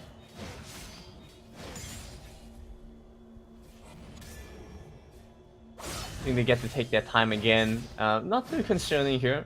I think Infi, you can talk about whatever you want. You can talk about your favorite movie or something. I think we'll have enough time to get through all of that before the next thing happens again. Huh. Favorite movie? I don't know. I don't watch movies that much. I know you don't. I know you don't. That's therein lies the issue, right? I don't watch movies very much, and even I know some things. You just generally don't watch movies. I'm not sure what kind of content you're consuming in V. Just watching esports all the time? Kind of, yeah. Alright, you're such a big fan of esports. Name every esports player ever. Oh my goodness. No, it's a joke. wait. It's a meme. Have you seen a meme before? Tell Nope. me that you know this meme. Are you Nope. serious? You don't know the meme? I don't. Ah, that's a little unfortunate there, Infi. Alright, well, that's fine.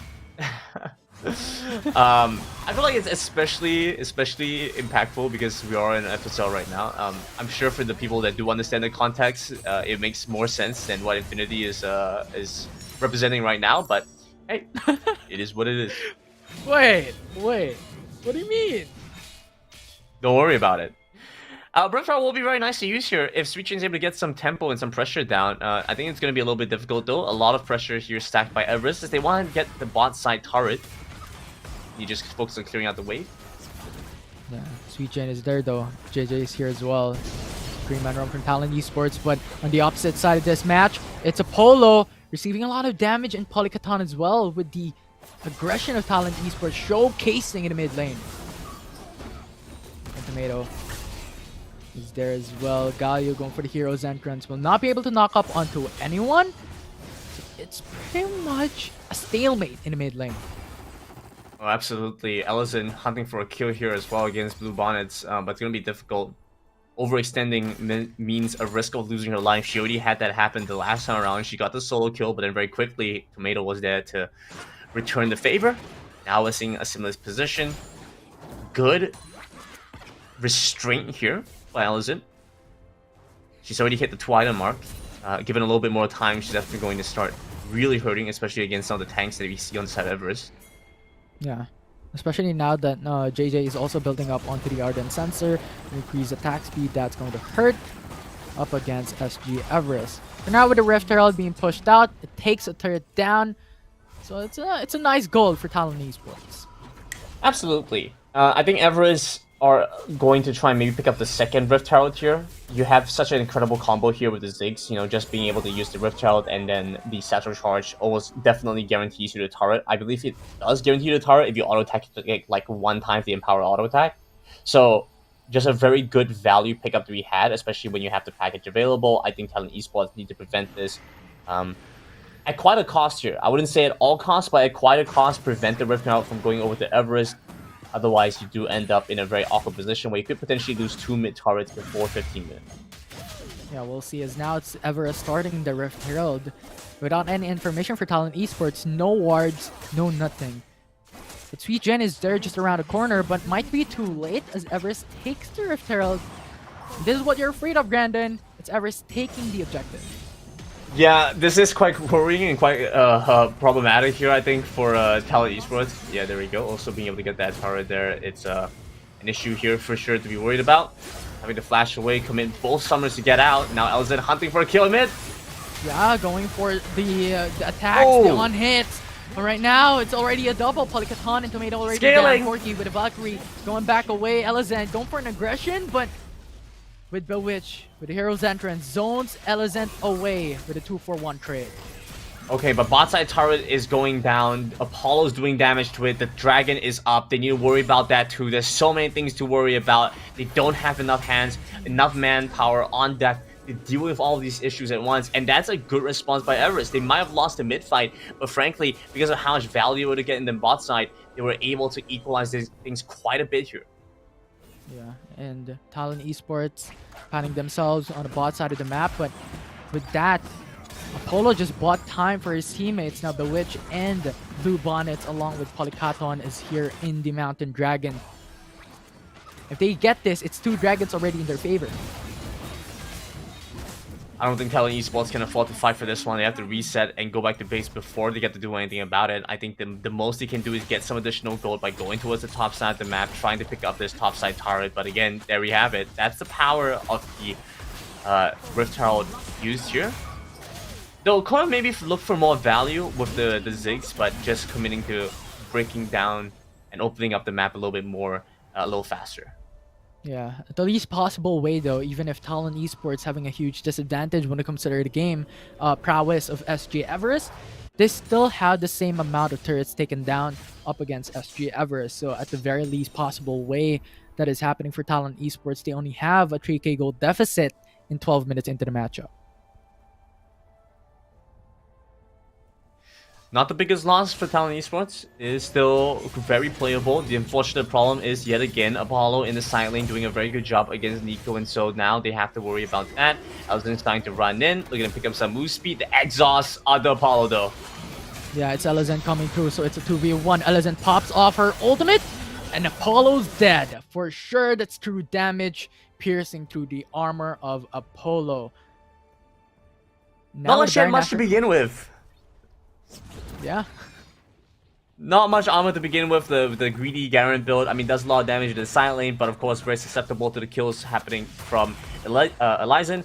That being said though, we also saw quite a bit happen there. Apollo was very close and narrowly missing out on a kill. Could have almost taken down Nico, and if that did happen, we would have seen a very problematic situation. But now with Baron up, Talon have the power to take this one down if they can get a good angle on it. But Everest clustered and collected around the Baron, trying to prevent this one. Yeah. Although something interesting, and I know that you don't want to talk about items that much, Grandon, but Elezen is building more of sustainability with the GA potential, building onto armor and also a longsword after a Phantom Dancer. So not necessarily like a full damage build. Well, sure. I think that is reasonable, but at the same time, you know, it is rare to go like 5 damage items and your boots. So yeah, I think it's quite reasonable on both sides. I think Elezen will appreciate a little bit more survivability, and also just more attack speed is always nice, you know. Yeah, that's fair enough. But now it's Elezen going through to the back lines with a flank, and Sweet Jane, Cyclone onto Blue Bonnets. With a Stasis Engine buying some time, but she's down already. Bewitch has to flash away, but the flash again for Nico Lack is going to pursue that space. That's already a double kill. Looking forward for more. Tomato is already very low. They have to go back. No damage left for Everest. It's Baron time! Ding, ding, ding. I think it's the first time that we've seen Baron being taken at 14 minutes for 2 series now. No, I think in the first series, they definitely went for a little bit faster. I think I definitely recall it going down a little earlier in the first series. But the problem is, Tomato and Apollo are both alive right now, so there is a little bit of risk of a steal, but thankfully they're going to be far away enough from the pit. But Everest still committing. Elezen with a nice stun coming in from Tomato. She's already down, and now it's the only one left. Apollo, it's a 1v3, but with Elezen dealing damage you can't handle. So that's a double for Talon Esports along with a Baron buff. Should be able to pick up a little bit more in the side lanes, in the jungle, and then very quickly look for a reset, and then come back in with the full force of all 5 members on the side of Talon Esports, and then very quickly we should start to see the map open up. We're reaching a point. 15 minutes is exactly where Talon Esports want to be at. They've hit 3-4 items in, and it's such a comfortable place to be. Everest, they're going to feel some discomfort for now, but they have to remember where the strong points are going to be. It's going to be Apollo in the side lane. Cannot be caught out. It's going to be the Ziggs power to hold and prevent the siege from coming through. A Polycaton is going to have to be very careful not to overextend. Yeah, this is what you're talking about a while ago, Grandon. When it comes to the draft, Talon Esports is heavily relying on the late game, and now it's 16 minutes.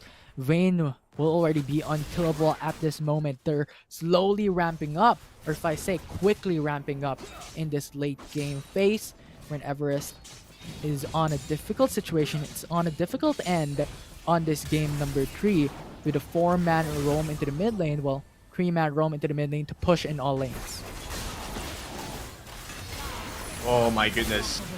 Just being cheeky there, looking for any damage that you can, and you just very quickly see why that does not work. Not against a Vayne who's already skilled up to this point. Definitely. And on top of all that, she also has the lifesteal boots, so more sustainability towards Elezen. And now the inhibitor just has to fall down. I think Everest would not have enough time and enough damage to clear out the waves, so that's inhibitor down. And with the package already used up by Blue Bonnets, Austin they're trying to fight. catch up. Elizant now with the ultimate coming in from Lulu, a lot of sustainability, and they're going back in for the Oh, re-engage. Elizant. Stasis Enchant for Corki.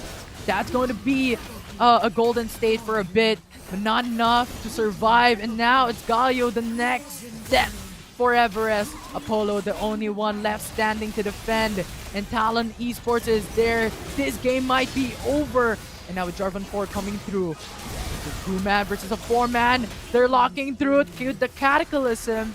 But it is all over. Apollo is there to defend. Where's the minion wave? Minion wave needs to come in. They need to close this one out. They still have enough time. They're going through. The Mash Injustice is there. Just popping off the GA. That's 10 already the seconds. ace. Talon Esports will win the series up against SG Everest.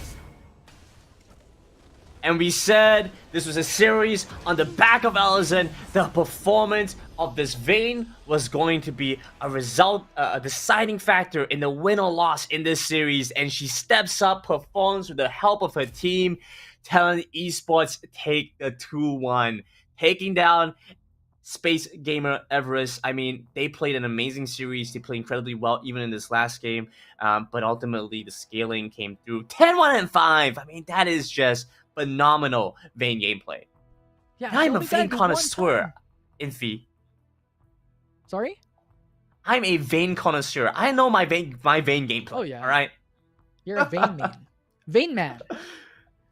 Yeah, we've played a couple of times, and if I remember correctly, all of those times was a Vayne play from you.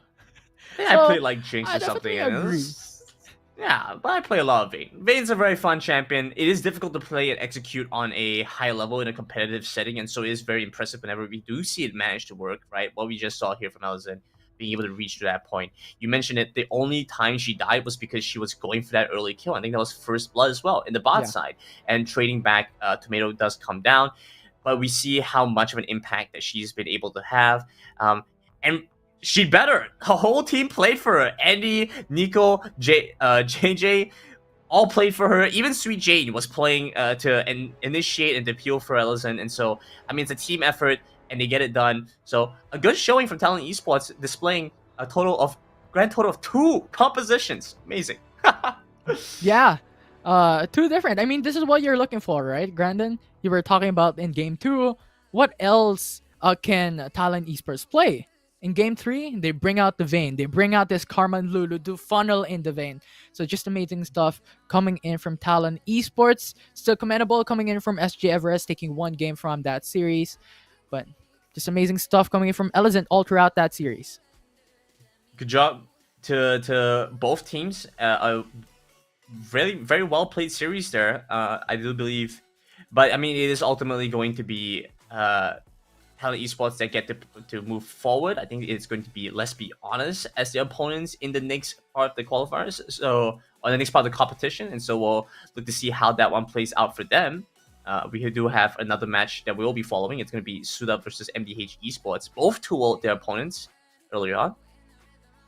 Yeah, and we'll see how that game would turn out after this short break. I'm Infinity, and this is Grandon. For that series, we will be coming back.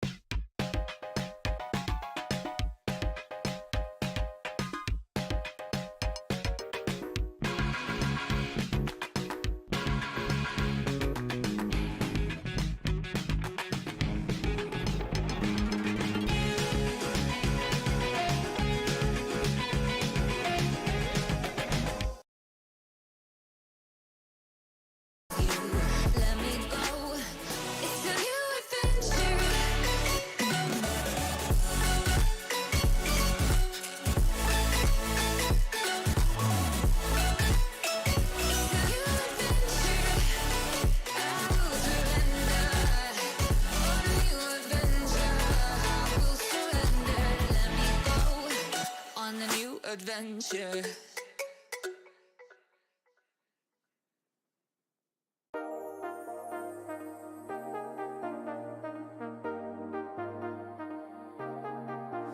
I got you and your vibes in my mind, I can't get them out, no matter how hard I try. I need you and your heart next to mine, yeah, I'm all about keeping it you and I. When you're here, you spark chemical reactions, your aura strikes like lightning. Got no words, I'm just drowning in attraction. Only one way to describe it. It's electric, can you feel it? You got the only touch that takes me high. It's electric, I'm up in my feelings. Got double vision 'cause of you tonight. It's electric.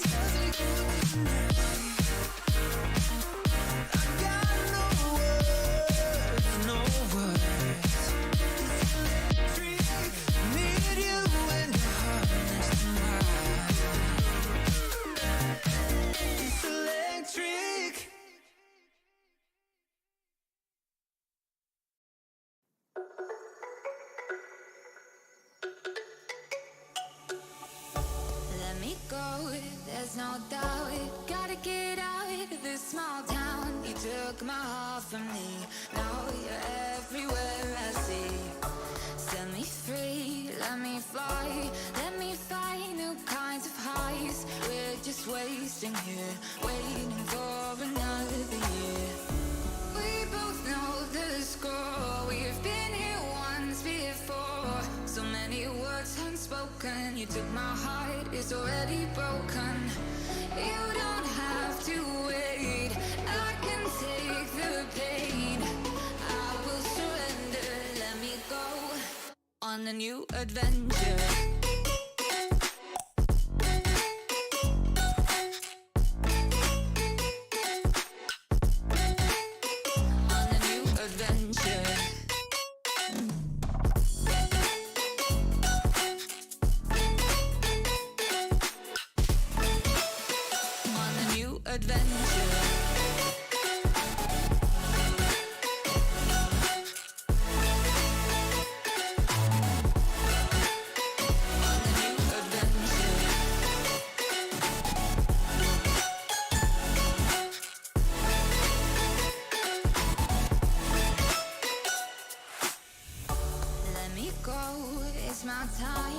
Watch me build another life, find another space, explore the world and find my place.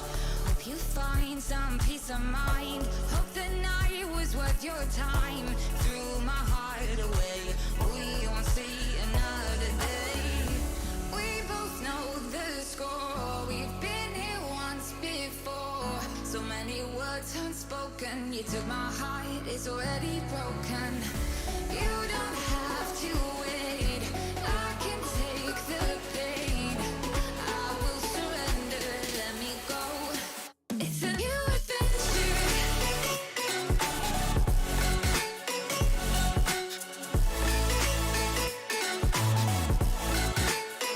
On a new adventure.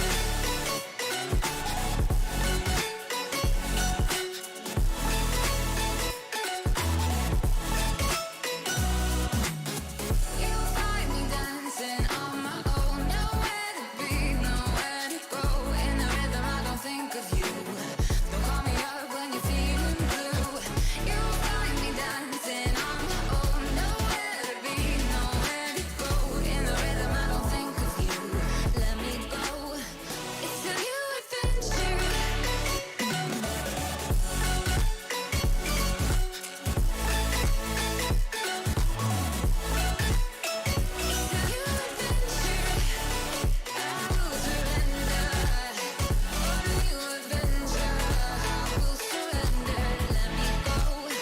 On a new adventure.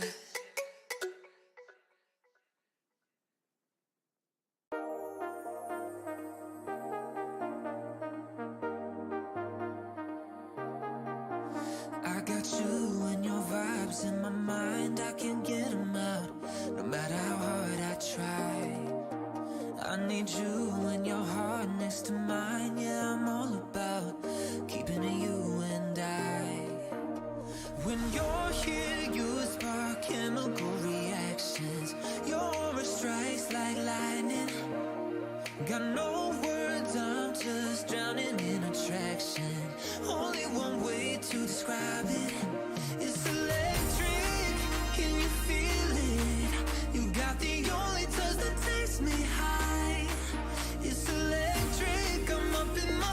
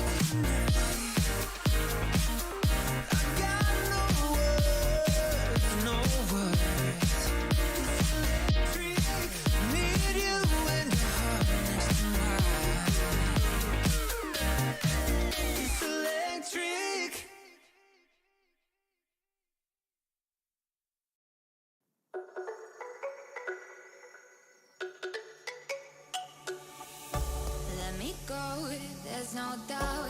Gotta get out of this small town. You took my heart from me, now you're everywhere I see. Set me free, let me fly, let me find new kinds of highs. We're just wasting here, waiting for another year. We both know the score, we've been here once before. So many words unspoken, you took my heart, it's already broken. You don't have to wait, I can take the pain. I will surrender, let me go on a new adventure.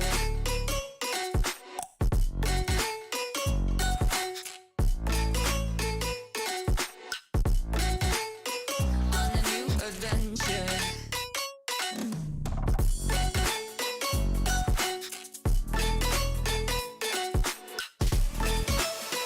On a new adventure.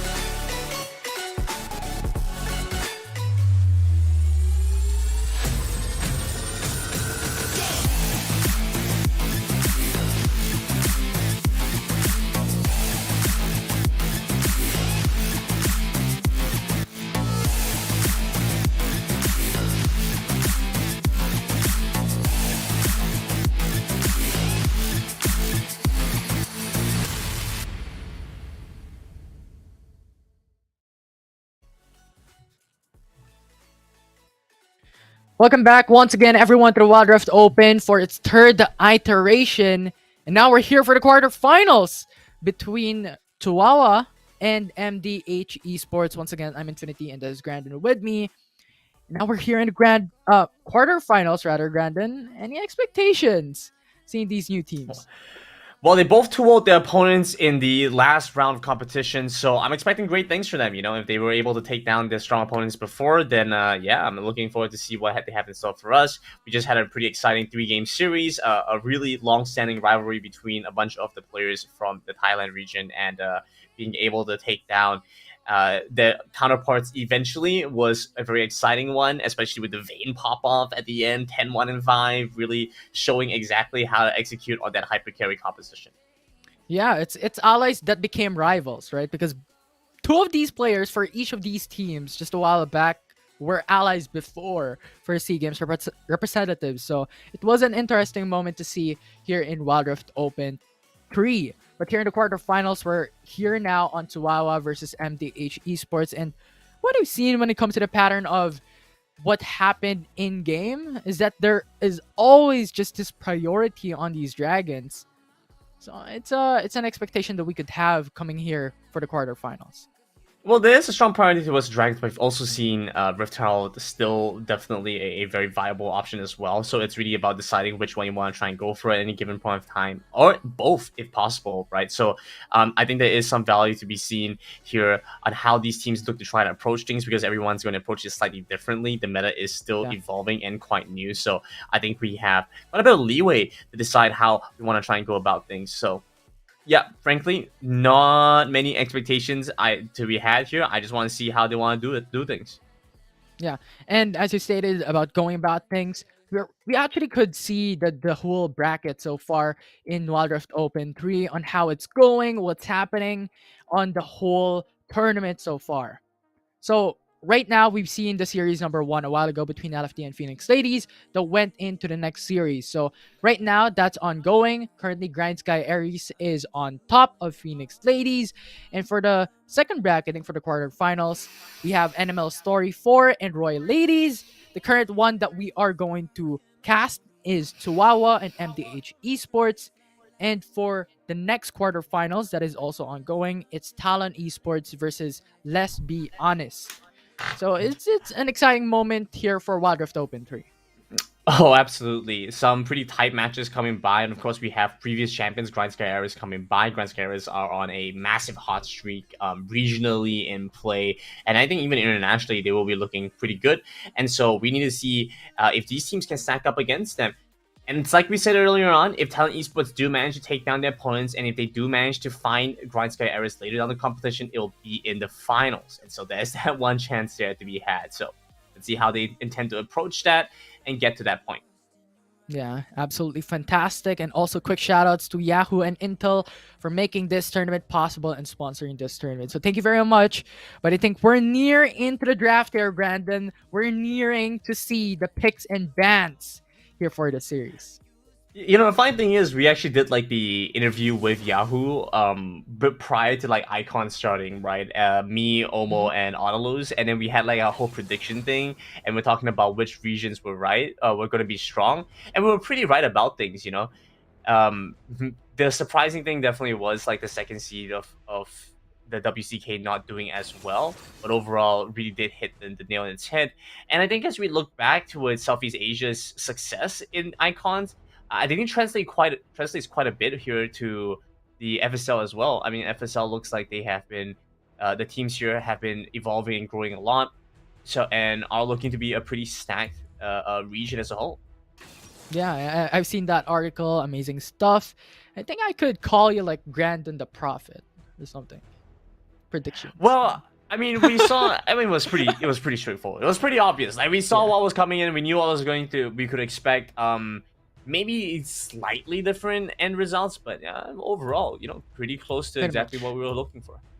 Yeah. But now we're here into the draft. We're already swiftly going all throughout the picks and bans. We have Wukong as the first pick for MDH on the blue side. And for Chihuahua, we have Ari Lucian locked in. So interesting options to begin on the red side. They get the Ari and the Lucian, some really powerful pickups and still quite flexible. But this also means they don't have much direction to work off of just yet, and they've already shown off quite a bit of their composition by showing that they have the Ari in the mid lane and thus the Lucian likely in the bot side. We have seen a little bit of Lucian in the top side, but I think it is quite unlikely here. MDH are going to go for a composition that is, again, easy to execute. My favorite kind of composition. An Wukong Alistar Annie, lots of crowd control, a surprisingly high amount of damage, and easy to execute because you just need to move together as a... Yeah, it's a linear composition. You have Wukong, Alistar going in, Annie following through. So really, really strong. And as you were waiting since a while ago, Grandon, we're now having Jax for Chihuahua. A Jax finally gets to come through. We were hoping to see that last game. That was something that I had expected to show up in the last game, but instead they went for the Vayne angle. That being said, though, so I have not invested very much to get this Jax off the ground and really hit the ball running. Instead, what we see here are a lot of relatively selfish laners, right? You have a very selfish mid laner, you have a very selfish bot laner in terms of the gold that's required, gold and EXP required. And it's now quite easy for MDH to ban away options that can potentially support this, right? You want to get rid of the Yuumi. This Karma has already been banned away. I think the Shen would be a very good ban here. Unless they intend to try and go for something themselves, maybe try and leave the Shen open, then try and take the Rakana or something else. But the Alistar's already gone, so it would be good to ban the Shen away. Especially since the beginning of the WCS this year, we've seen like a Yuumi and Jax play hand in hand really strongly. But with MDH banning that specific champion away, you have a Lulu option for Chihuahua instead. Lulu comes across. All right, not too bad here for Swa. But of course, again, we're seeing just a single option assisting the Jax. There are still multiple things that can deal with it, especially if they want to go for just a traditional marksman that Vayne might have been a little bit over ambitious. By going for the Kaiser instead, lots of damage, can deal with the Ari and the Lucian quite well. Even the Lulu. Set is the final pickup. So Shen could still be an option if they want to. Could be. And if they do go for this, I think they're really just going in for an all-in type of composition, right? Because Kaisa can also go for an all-in with a Killer Instinct. So pretty much MDH Esports have this already in mind for this game 1. Nautilus perhaps here, the final pick. But I think it is unlikely considering we've already seen the rest of the pickups. Renekton, maybe into Jay's matchup. Interesting one. Would still, again, prefer the Shen, something that can assist the Jax here. They have a lot of difficulty with crowd control, with a lot of peel. I don't feel the Renekton is the answer for that. Yeah, it's going to be a bit more difficult, especially with the Jays coming on top. So a lot more pokes that could happen up against a Renekton. So not the easiest situation on a 1v1 basis. But here we go. It's all draft locked in for MDH Esports and Chihuahua. But then Ari to go to the bot lane. Is this like a switch in players or what? No, I don't think so. I think it's just like they didn't order themselves right, and so I think an IIP seems very familiar as a name as well. Actually, Suwa does seem like a very familiar T. The names look very familiar. I feel like I've seen them before. I'm pretty sure I've seen them in some iteration before. Yet again, another case of my memory failing me. Unfortunate. Well, I'm on the same boat. So You're in the same boat. All right, very cool. Well, we're already getting pretty close into the top 4 position. I think 58 get 1,000 wild crores. So I think if you win this series, that's already a prize. And then beyond that, of course, you start really playing for like the cash money ahead of you. And in first place, I think it's like a little over $500, which is a very nice little prize for the kind of effort and time that you've invested into the game. Just a nice little incentive, just to remind you, like, why play so much? Well, there we go. Yeah. You're making money off of it. You're a professional. That's what you are. yeah, definitely. And it's also a perfect timing, especially now that we have new skin lines for Wild Rift. Right, we have the Star Guardian and new champions having this Star Guardian skin as well. So really, really amazing stuff here. Wild Rift. Yeah, all the new things coming by. I'm not gonna lie, after seeing the review for the Star Guardian stuff in Icons, I haven't actually been following much of what else has been going on. So I need to go back and take a look at the latest advancements with that. What an interesting start. MDH with the full 5-man stack roster with all the control wards, and then recalling to pick up a change in their trinkets again. Very interesting preparation by MDH. Yeah. Although with the restrictions that you have time that you need to catch up to go into the wave, but I think that's pretty much an easy time for MDH Esports to do.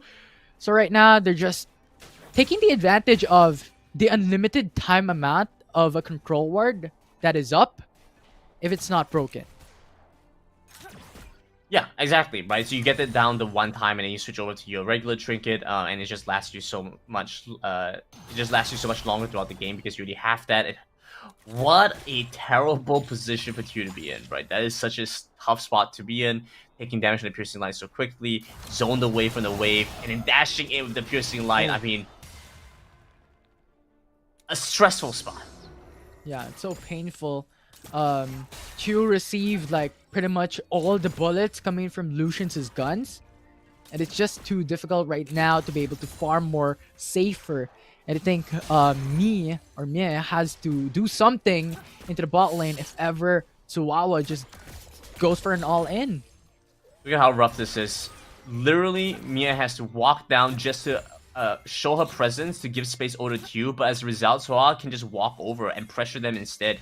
Ben has gone over and joining into the fight now. The charm onto Alistar. Ayapi is dead though. She's locked in, and now it's Sao just going through, but then comes here into the fray. Sao is just stunned up onto the hills. That's 2 kills for Chihuahua immediately into the fight, and the H Esports only got 1 in the end. And 2 more flashes out of the way. 2 had to flash, Mia had to flash. So we have such a difficult spot for MDH to play from. Suaha, on the other hand, still have a lot of pressure. 700 gold up. Here for Ken in the bot side. Gets to go back to base, come back in with more items, with more damage. And the fact is, Dan coming in here, just getting a little extra as well. You know, as a Jax, you're always happy for a little extra gold, some kill participation. But the rest of the game, you're going to focus on scaling up. So starting things off with a very interesting, explosive fight in the river. Yeah, and the really scary part on top of that is that Ken was the one who got the 2 kills. So right now, the difference between 2 ADCs is 700 gold. That's huge for 2 minutes and 40 seconds into the matchup.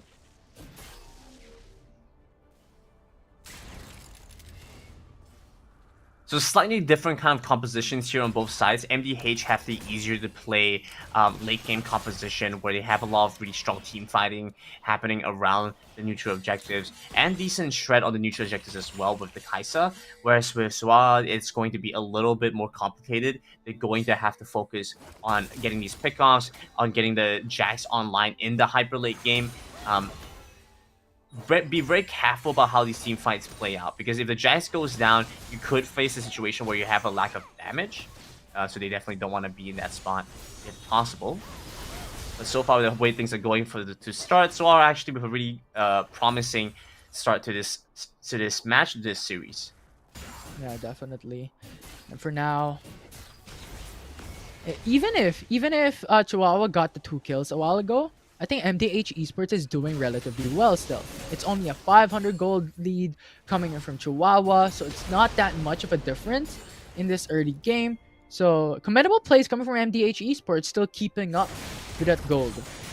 But Q though, really low from that mid lane fight. And this is going to make a bit of a difference, because 2 won't be able to keep farming up and try and pick up more items before the objectives start to spawn up. Whereas Ken gets to go back, pick up a Storm Razor. I think 2 is still another longsword away from being able to get the upgrade to the Ecathian Rain, which is a pretty massive damage spike. So very unfortunate situation here for MDH, where they will have to make one more recall before the fight starts out. This is just one of those sacrifices that has to happen when you try and go for a more scaling option. Yeah. And on the counterpart, Ken already has the Storm Razor, so huge difference when it comes to the item build so far for both these teams. And 11 seconds till the Mountain Drake and the Rift Herald spawns up. Yeah, MDH do not get to go back. Instead, we'll just have to make do with whatever they have right now. And what they have right now is a lot of scaling. But a little complicated to play from. MDH Esports ready to go for the contest if ever Chihuahua goes for the Rift Herald. And Ken, Lulu, just on the backside. MDH has to cover this up as well. Darius was positioning towards the top side as the Alistar. He has a lot of crowd control. You can see how dashing in and responds with a Relentless Pursuit away instead. The culling is there. Going through for a lot of these damage up onto Darius. So when it comes to the HP advantage, it's Chihuahua who has it in the bag. But for now, Mountain Drake will be that priority for Chihuahua, while Alistar just got killed by Lulu. Scaling options always prefer the Dragon, and so we see a flash in, big stun by Sal. That's massive coming from an Annie. And now it's Den going to be the next step coming in from MDH, trying to get that kill. The flash over the wall is going to be massive. Getting for that double, but Ayapi just gets the trade. It's a 3-for-2 in favor of Chihuahua. But you have to remember, Darius went down prior to this as well, and so it is still quite a substantial pickup here for Suaha. They have to reset, come back here, potentially play for the Dragon again. MDH Esports have the means to fight for it better this time around. You can start to see TU coming in here with the second BF sword. Picks up the Ecathian Rain upgrade, a little bit more damage, a little bit more scaling on Sound as well, but no more ultimate on the Annie. So much of that hinged on the fact of a massive Tibbers out from the Annie, out from Sal, landing on so many key priority targets. Not going to be possible this time around. I think MDH Esports have to give this one away, but they don't want to give this one away for free. Yeah, we'll see. As right now, Chihuahua once again hovering onto the Dragon Pit. Darius is ready to go. She also has her flash if ever she wants to go in to go for the knockback. Rift Herald already spawned by MDH Esports into the mid lane. That's going in for Darius. Going for the knock-up to set up the play. I'm Roggy going in for the backside. Going for the free hit with that ultimate Spirit Rush. But Chu flashes over the wall. That's already a double kill for Chu. And Ayapi is stuck in between the members of MDH as they will lose 4 members for Chihuahua. So close to multiple kills onto Sal, onto Darius, but they still live through it all. And Suaha unable to convert for those final kills, while the Rift Tower runs a second charge in the mid lane. The Dragon going over to MDH, and he hit a critical spike in this fight, able to take down Suaha, the opponents here. But still too early in the game to have scaled up to a point of power. Just a phenomenal play overall from MDH Esports. Darius with a setup, Chu with a follow-up on free hitting Chihuahua, cleaned them up. So right now, from a 2k or 1k gold deficit comes up on top from MDH Esports, getting the 1k gold lead as of yet. But for now, we're going back into farming. We're going back to the lane phase. And of course, we have to have these moments because both sides want to get their main carries up online as quickly as they can. That being said, though, they will still look for some quick moments like this where a catch onto Aurelia means a kill going over to Swaha. But both sides are looking to try and get their main carries up as much as possible. I think Den is actually making a major mistake here by joining into the fight. Should be focusing more on picking up gold. You can see here 5,000 to 6.3 on the side of Nia. Think about what they need in the late game. It's to have Den as far ahead as possible, whereas Q has managed to catch back up phenomenally well against Ken here, now only marginally behind. Yeah, and with a tier 1 turret already down in the mid lane for Chihuahua, it's much more difficult for them to just roam around, especially with the waves just pushing in. If you see like the map, the tier 2 turret in mid lane already half HP. So MTH Esports, when it comes to that map control, has the advantage up against them.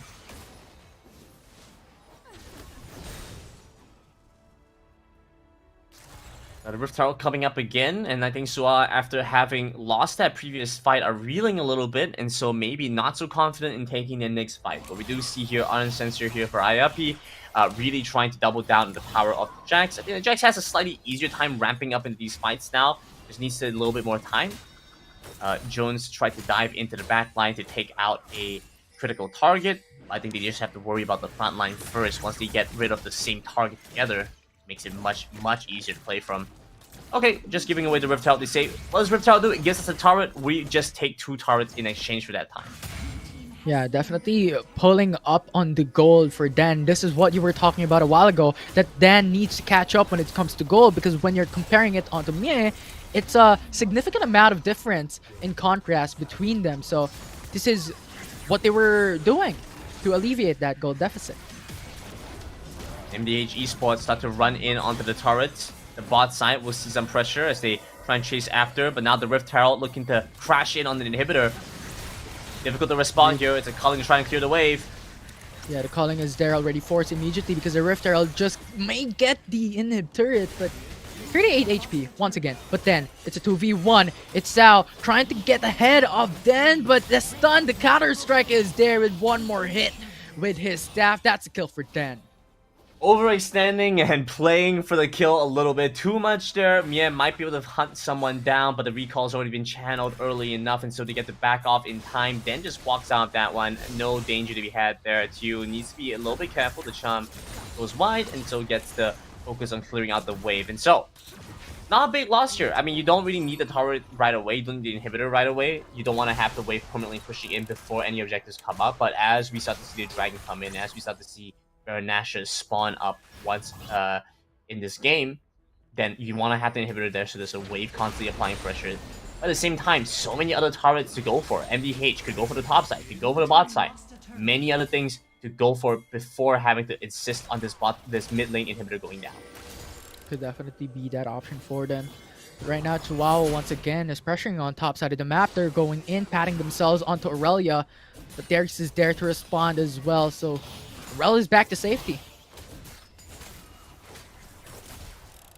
Some good pressure coming through. MDH Esports having difficulty in the side lanes. We'll finally get this bot side done. But Chase coming through, then the counter strike. Looks like Ken's hunting for a kill on the Darius. Darius tanky with the Unchained, but not tanky enough. And right now, Chihuahua going for the pressure onto the mid lane. Ayapi is very low. That's a kill onto Sao with the ultimate falling down on Tibbers. And right now, Stasis and Chan onto Den. Going back to safety. They already got a tier 2 turret mid lane. The charm connects though onto Chu. Not gonna pull through though. They have an HP disadvantage up against MDH. 13 seconds until the dragon comes up. Baron coming up in half a minute. So should be able to recall, reset, and get back in here on time. Unfortunately for them, that means they will have to fight the 4 versus 5. As Darius should be able to run in slightly faster than IFE can. Actually not. Doesn't seem to be the case. Never mind. They wanted to go for the teleport and maybe try and look for a fight there instead. Yeah. Well, will not be able to come through to go for the contest here. That dragon just got melted too quick. Chu's damage is now exceptionally high now that she has the Storm Razor with the BF Sword along with the build up onto potential BRK on that last item or a Bloodthirster.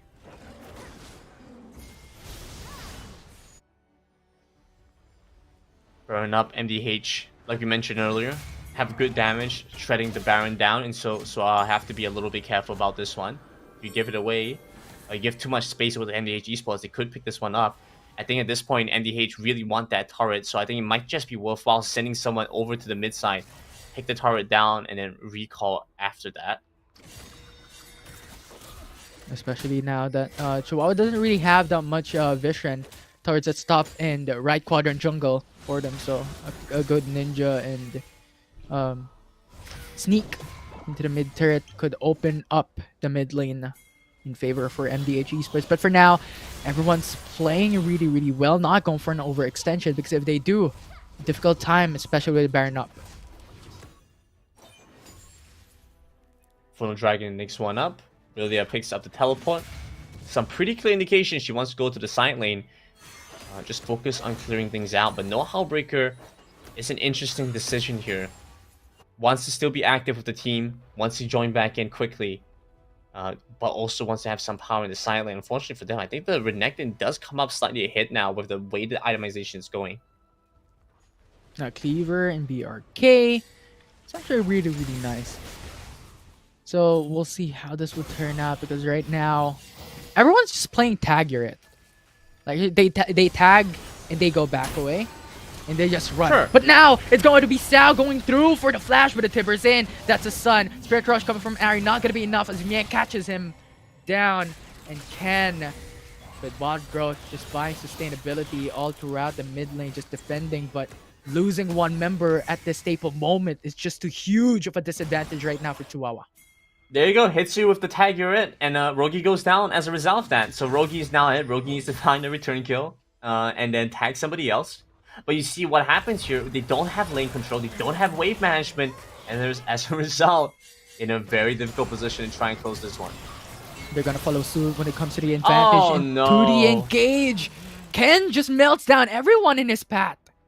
So quickly taking him down, and this is the point where Den really comes online, has that additional power. Ayapi coming in here with the Ardent Sensor, just boosts them up, and it has so much additional effect because it's not just on the Jax, but also on the Lucian, who's been doing so well as well. Huge knockup.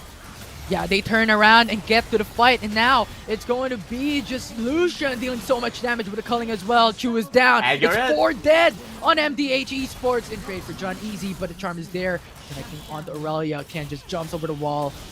That's it. The Baron Nashor being taken down. Yeah, he needs to get the shield over to Den though, and he's had to use the smite early as a result. So now this time around, no smite over by the back of the pit. Aurelia is still standing by. Ayapi very low right now. Goes over to MDH Esports, secured by the Lucian, and Aurelia finally goes down. Whew, what an intense fight around the Baron. Yeah, and it was long, even way before the Baron as well. It was like consistent fight, consistent clash from both these teams. And these teams doesn't want us to breed. It's consistent fights.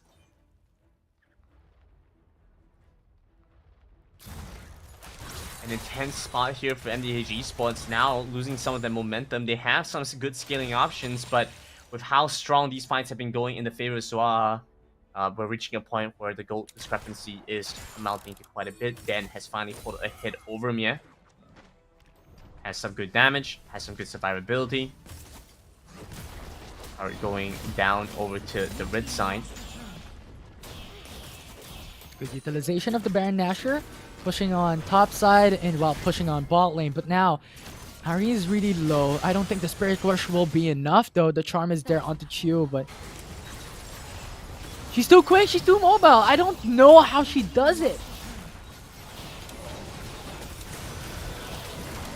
Now there he is, just on the front line, tanking all the damage coming in from Chihuahua. But there you go, Chihuahua's just diving in. They're going for an all-in here, and now with Chu and Sao, the only one left alive, but the Nexus open. It's over. Chihuahua striking first in the quarterfinals.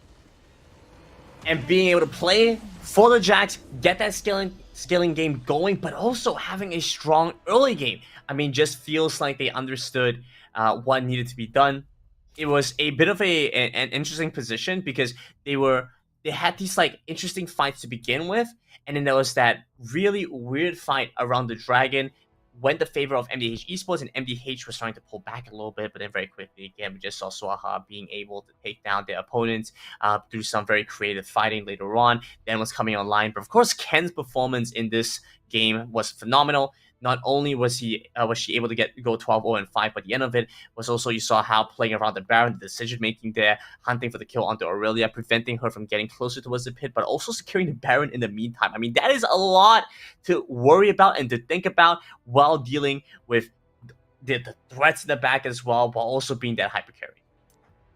Yeah, it was just phenomenal from the early game as well into the mid game. She was performing quite amazingly into the fight. So a flawless win coming from Chihuahua here for the first game. Now the question is, how would MDH Esports answer this for game 2? How would they answer the draft? What would they ban? Are they going for a different pick, or are they going for something similar?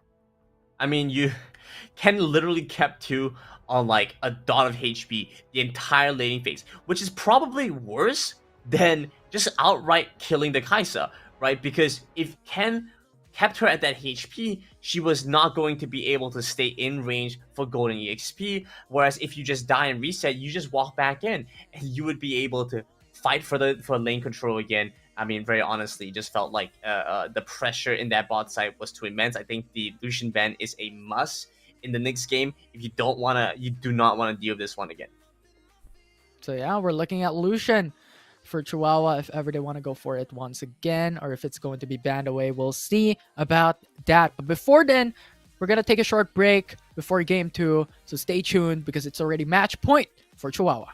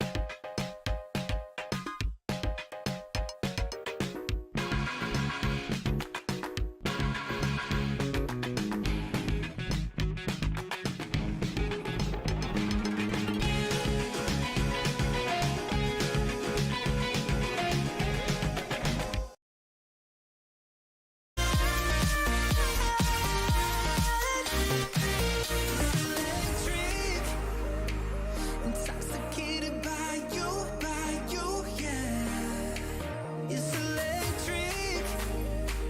Intoxicate me like you do, yeah. Like you do. It's electric. Can you feel it? You got the only touch that takes me high. It's electric. I'm up in my feelings. Got double vision 'cause of you tonight. It's electric. I'm up in my feelings. It's electric. You are the chemical reaction. It's electric. Your aura strikes like lightning. It's electric. No, I ain't got a chance.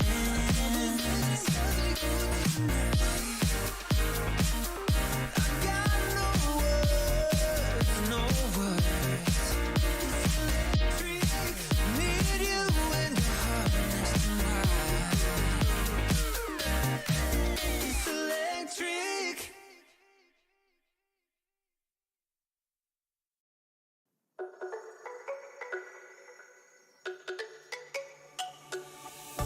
Let me go, there's no doubt. Gotta get out of this small town. You took my heart from me. Now you're everywhere I see. Set me free, let me fly. Let me find new kinds of highs. We're just wasting here, waiting for another year. We both know the score. We've been here once before. So many words unspoken. You took my heart, it's already broken. You don't have to wait. I can take the pain. I will surrender. new adventure.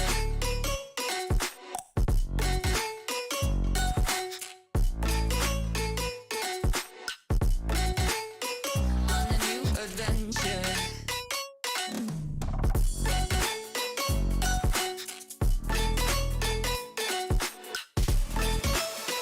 On a new adventure.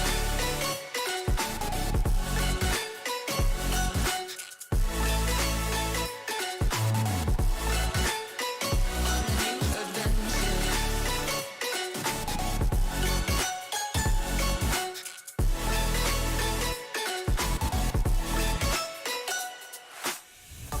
Let me go, it's my time. Watch me build another life. Find another space. Explore the world and find my place.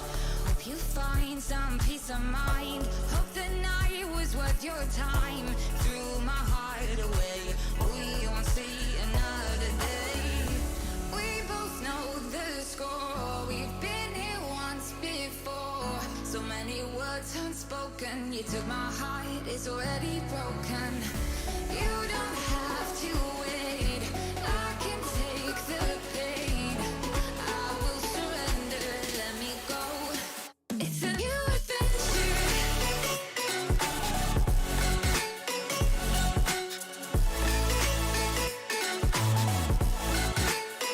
On a new adventure.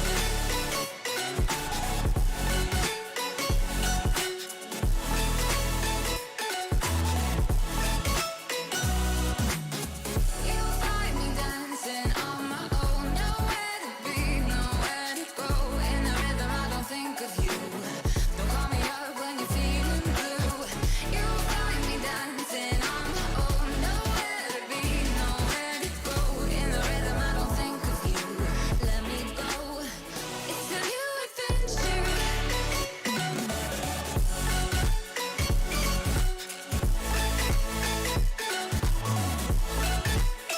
It's a new adventure. I will surrender. On a new adventure. I will surrender. Let me go. On a new adventure.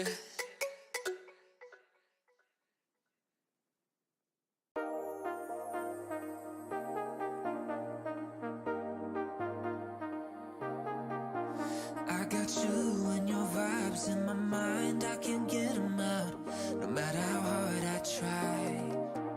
I need you and your heart next to mine. Yeah, I'm all about keeping it you and I. When you're here, you spark chemical reactions. Your aura strikes like lightning. Got no words, I'm just drowning in attraction. Only one way to describe it.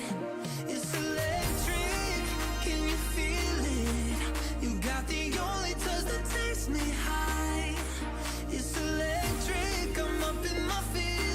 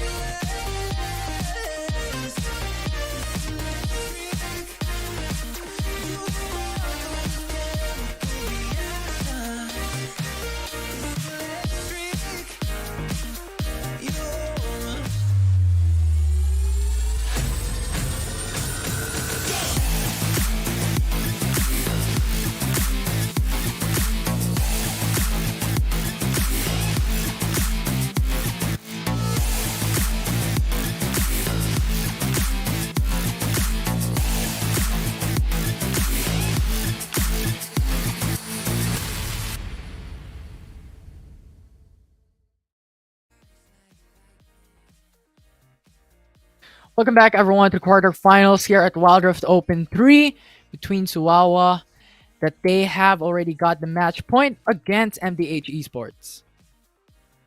Yeah, the first game going over their way, and they managed to do it by executing with a scaling option, but also with an incredible Lucian game. And so, hoping to see a response come back and banning away the Lucian this time around, it felt like they had a pretty good grasp on what else they needed to do. But ultimately, the Lucian just was too much of an issue. I think MDH were very, very close. They were already trying to draft for a composition that was quite easy to execute for, and then just needed a little bit more to work with. So, just hoping to see that one tiny instance change. Just ban away the Lucian, and then the rest of the game plan, I want to see what else they can go for. Yeah, that's something else through for the ADC. Maybe Corki let it through for the opposing team. We'll see, but just Lucian. Sure. They're looking at the early game, right? It's just too strong up until the late game. So now we'll see how that would change up for this game too. But when it comes to the draft, do you think Annie could still hold on? For I think Annie MDH? was fine. I think, in fact, that Sal managed to keep them in the game longer because of the amazing ultimates that we saw from her, being able to help them win that really nice dragon fight, giving them a little bit of a swing back into their favor. Because apart from that, they had a really rough laning phase, I'd say. And so, yeah, Annie seems like a fine pickup here. So yeah, we'll see how that would change up the draft here for MDH Esports. I'm actually curious as well who the blue side would be, and I think it is now Tuaha getting the blue side, and MDH now going for the red side. So this could mean something when it comes to the draft. Yes, Infi, changing sides does mean something. We'll talk a little bit more about it when we do get into the drafts. I'd say we've mentioned this quite a number of times today already, so I'm not too keen to go back and repeat and readdress that same issue. I think we are going to picks and pans now, and taking a look at what they have in store for us. But overall, right, some of the ideas that I think will be quite interesting to see are how the introduction of new champions is going to come about. MDH Esports will not ban away Lucian, so it does go back over this while again. Yeah, just the idea of how they intend to adapt to new things and new ideas. For example, the little rework onto Teemo, where the shroom is now that damage over time instead of the physical location. So a very interesting little change coming back in, making it more akin to its like PC counterpart. How those adaptations come into effect. For example, the Yari as well. Yeah. Although unfortunately, we didn't see MDH Esports ban away the Lucian, and Chihuahua first picks it. So a Prio picked up for Chihuahua, and Ken just really performed out of these champions. So that's an expectation here coming for game number 2. But Ari and Rakan going to be that answer for MDH. I mean, with how well the Lucian was able to do last game, it makes perfect sense why they would want to double down for this again. I think maybe this time around, NDH Esports could afford to try and play for a mage bot laner. But now already showing the Ari early on is going to make things a little bit more difficult. Maybe something like Corki this time instead. Oh, interesting. Okay, if they go for the Lee Sin here, trying to pick up some additional tempo, could be very nice for them, right? They already have the Lucian. Lucian, if they have faith in Ken to perform well again, Jones could really get things going. Yeah, and Ayapi could run it back onto a Lulu for themselves to have that potential of more sustainability and survivability for Den or even Ken later on. But yeah, they opted not to go for the Jax this time around. Yeah, instead going for some more powerful options, I'd say. Different kinds of power, right? The Jax gives you power in the late game. It also does really well against a lot of auto-attacking type champions because you have that counter-strike. But against NDH Esports right now, they're more focused on doing a lot of crowd control, a lot of AP damage. And so going for the Lee Sin instead, where they're able to burst down these squishier targets, seems to be the better option here. Yeah, definitely. And instead of a Lulu, they picked up Nami as well. So a lot is changing for the side of Tuaha, that they want to adapt into the situation for the blue side. And Nami still definitely gives you a lot of sustainability, especially when it comes to early game, with some heals and also extra movement speed for Ken. Yeah, getting some little boost in movement speed to help them rotate around, reposition, and also a pretty dominant lane duel, right? Lucian Nami does really well into most lane matchups. Looking at the Lux right now, this was something that I said they could try and do if they wanted to go for it. They could go for a mage bot laner and play for a safer matchup compared to what would happen if they went for something like the Kai'Sa again. But then there are other issues that arise from this as a result. Going for the Lux here does mean that you won't have much damage around the objectives. You won't be able to finish the dragons or the rift heralds as quickly as what Suaha would probably be able to. So that's something to watch out for if you're MDH Esports. Yeah. And right now we're going for the second phase bans here. MDH banning away Irelia and potentially Diana as a hover here. And Suaha bans away Wukong, considering that MDH still doesn't have any jungle. And also Wukong being that evergreen champion in the jungle so far as what we've seen in prior series. Yeah, just always showing up in your games, can never escape from it. You have to ban it away. And a big part of that has been with some of its just quality of life changes, right? Some of the way that the runes have updated as well, and the itemization just makes it so much better for the Wukong in the jungle right now, even in lane, honestly. But you look towards the Wukong with its new update, being able to get over walls, gives it a good amount of mobility. Reach with a surprising pickup here with the Riven. Okay. Yeah, could potentially go top lane or jungle as of yet. Still very, very flexible from MDH Esports. They do not want to give in their draft so far. They want to delay it into the last pick. So now Suaha hovering onto the Jace, but picking Set first here. Really, really strong pick when it comes to team fighting. Yeah, they're going to go for the Riven, and so the response from Suaha seems to be the Set. Very interesting to go for the Riven in this angle, considering what you need right now. The Kha'Zix makes a lot more sense. You don't have much damage around the neutral objective, so the Kha'Zix can help supplement that quite a bit. But if you're going for the Riven here, you have to be very careful on how your lane matchup is going to go, and you showed that a little bit earlier on. Yeah, I'm looking at it's looking okay, but you have no real front line. The problem with Riven here is that Riven wants to get the flank. Riven wants to come in from the side, wants to be able to jump you and get in on the fight from there. Whereas with what they're trying to go for now, they don't really have Chihuahua. Yeah, that's same thoughts. Riven here doesn't really have a front line to work off of, so if you're looking to flank, the rest of your team has to be very careful, not take too much damage before the fight can start. Yeah, definitely. And double AP again from what we've seen in the past as well being implemented here for MDH Esports, having Ari and Lux. But Ari, a lot of expectations on Ari as well because of the changes on the ultimate, that she could pretty much just be mobile all throughout a team fight and could catch up and get those kills. To reset, her ultimate is going to be huge. So looking at Aurelia, looking at Sao for MDH. I'm looking at Ken once again for the side of Suaha. Very similar composition here. And so we want to see if they're able to close out the game, if Chua can in fact close out the game right away. Or if we're going to go into a game 3 again. You thinking? You thinking game 3? I don't know. I feel like with how we've seen them play so far, I think they could close it out 2-0. But I don't want to discount MDH, right? MDH had some really good performances in the mid-game. They were much stronger. And so with a more mid-game centric composition this time around, I think they could have it.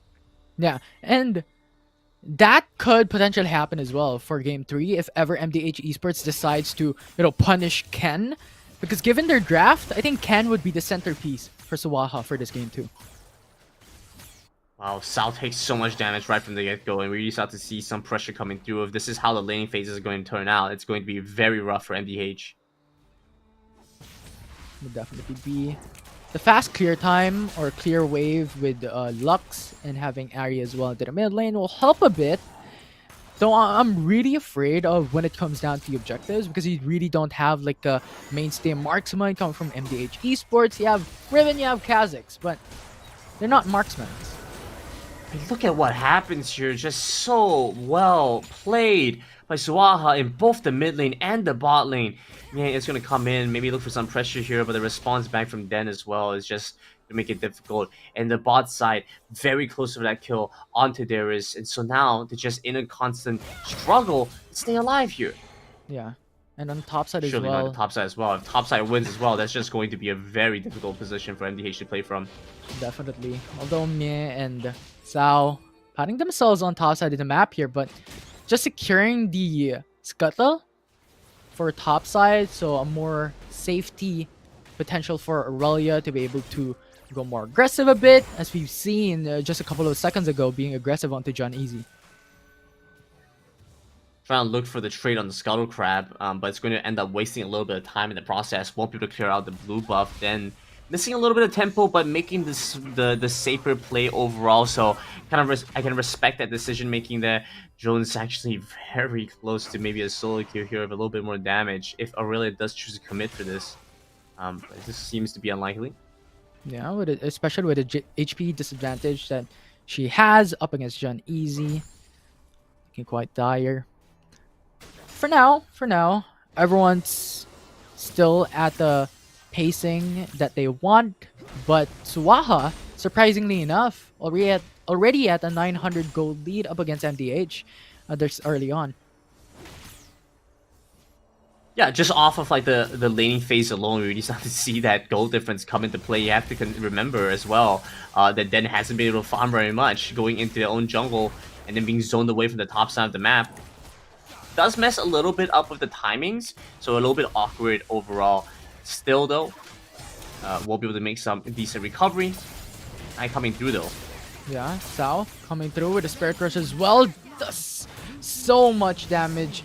She's just dodging every single thing from Rogi, and that's the first blood for MDH.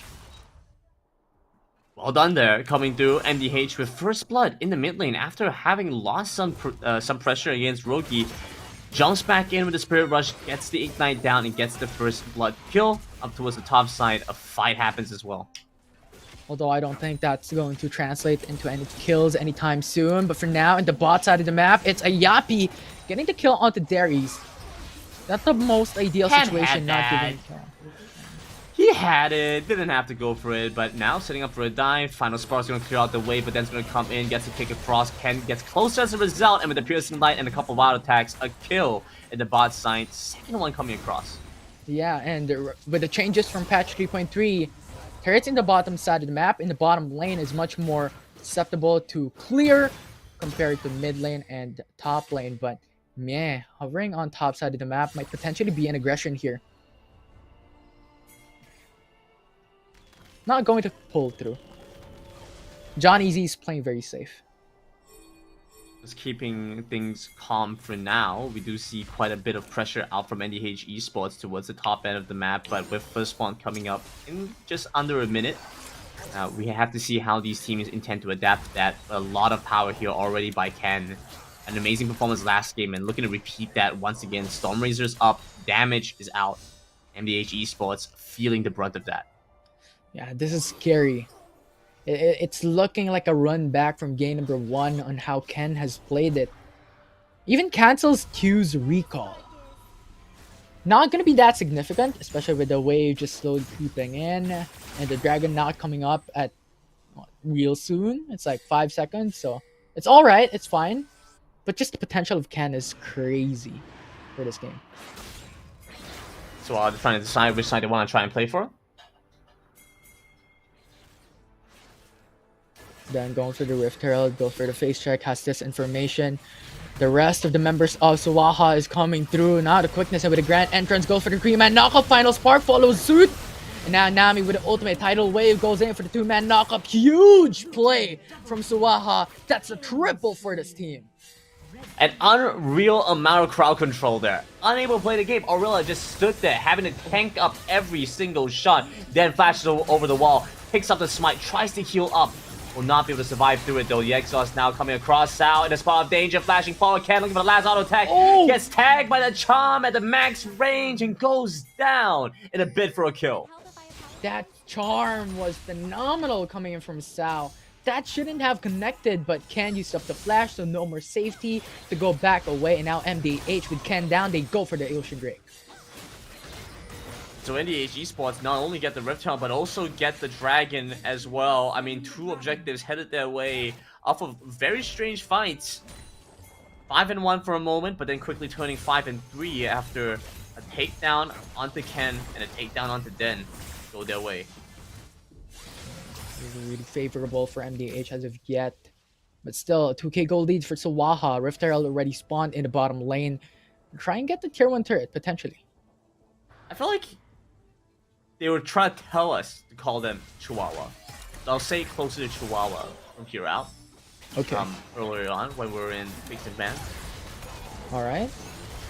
Chihuahua. Yeah, For the mid gonna lane. go with that. The culling lands. The bubble, the aqua prison lands, but the culling is out of range. Won't be able to get the kill. Darius survives there. Strong pressure here from Rogi, the bot side against Aurelia, and as a result, Mia's gonna have to come over and assist. It's Cream and Roam from MDH Esports though. Kha'Zix is there to respond if ever a fight occurs, but not gonna pull through. Lux just goes back to retreat. And Aurelia is there just to clear out the wave. What position to be in? Both sides right now. Either team could really pull ahead of the lead. Sal doing an amazing job of managing the pressure at Alpha. Whereas Ken scaling up. Just making sure he has the 1 def. She has the 1 def, right? She had the 1 def last game. Just wants to double back down on that. Absolutely.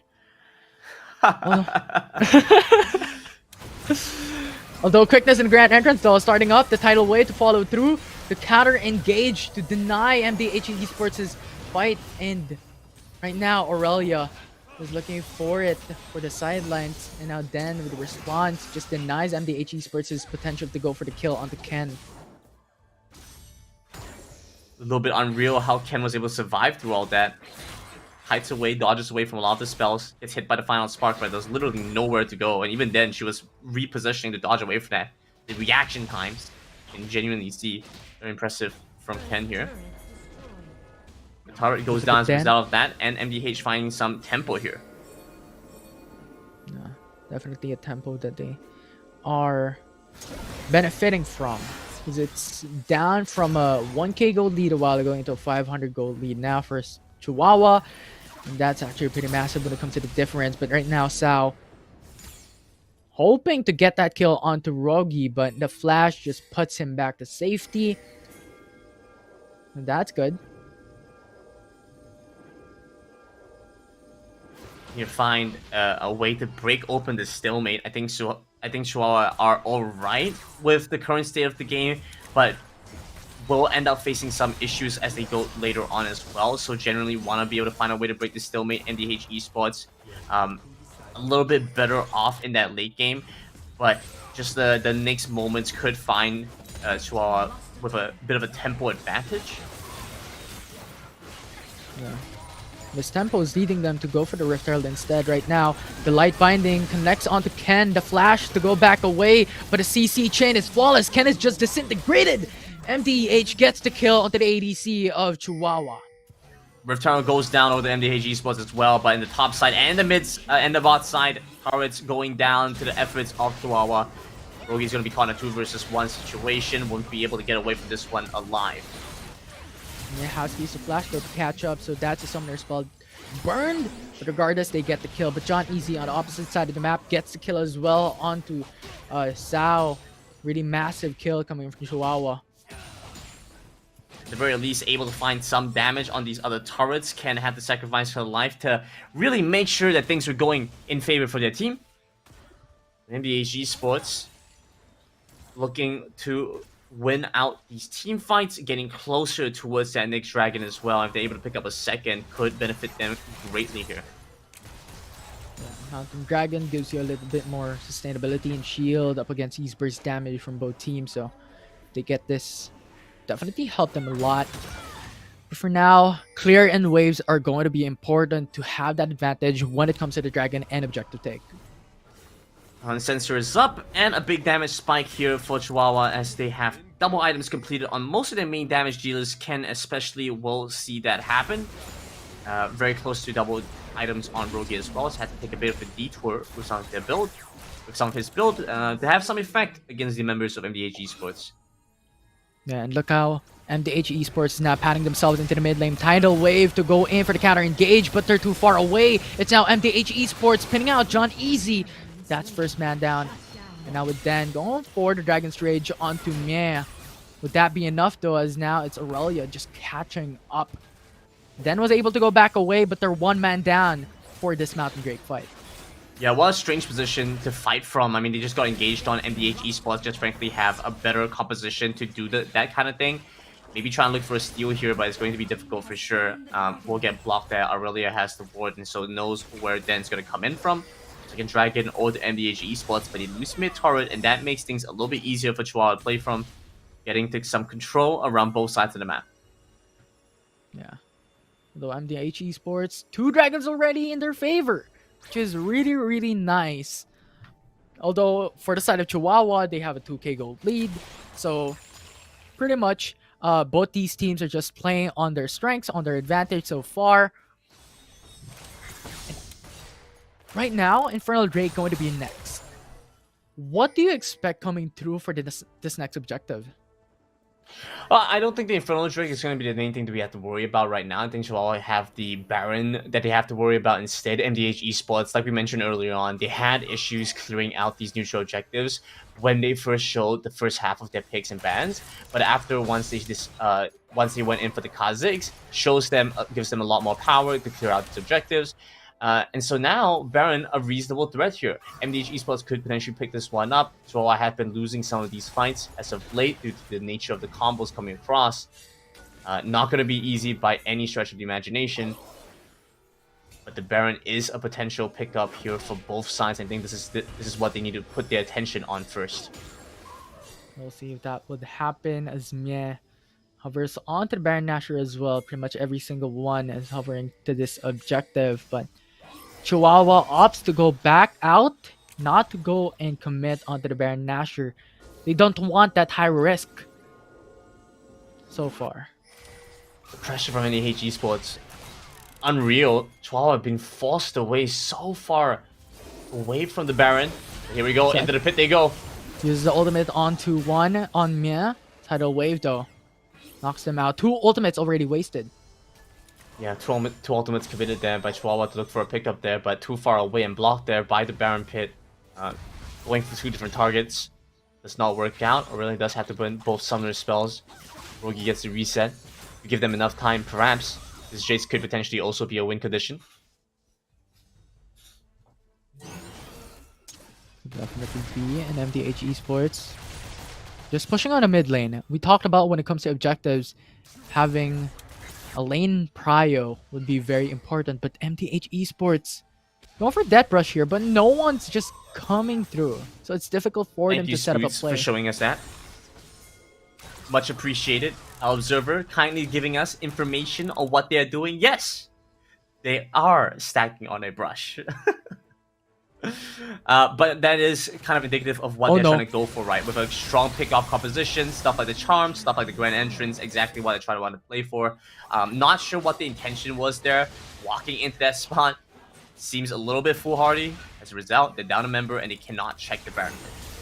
I'm telling you, Grandon, this is like a horror game as well. Now Tidal Wave coming through. Although Darius is just gonna get melted, and now followed up by Sao. Being killed, and Chihuahua with the TPs on the back lines. Is this going to be enough? Aurelia's going for the stun as well. Knockup is there, but then just huge goes in reposition. with Sonic Wave, melts him down. The culling is there to finish it up. It's the ace for Chihuahua. Huge reposition there by Ken, dodging away from the damage from Aurelia, dodging away from the knockup, the crowd control, and just amazing team fighting coming through. Individual mechanical prowess. Ken dodges away from so much of the damage. With 10 seconds left on the clock, the fortification here actually makes a big difference, but you have 2 Cannon minions up, and with enough damage, perhaps might be able to close out the game. Yeah, it will definitely be 3 seconds. That would not be enough, as Chihuahua will secure the series 2-0.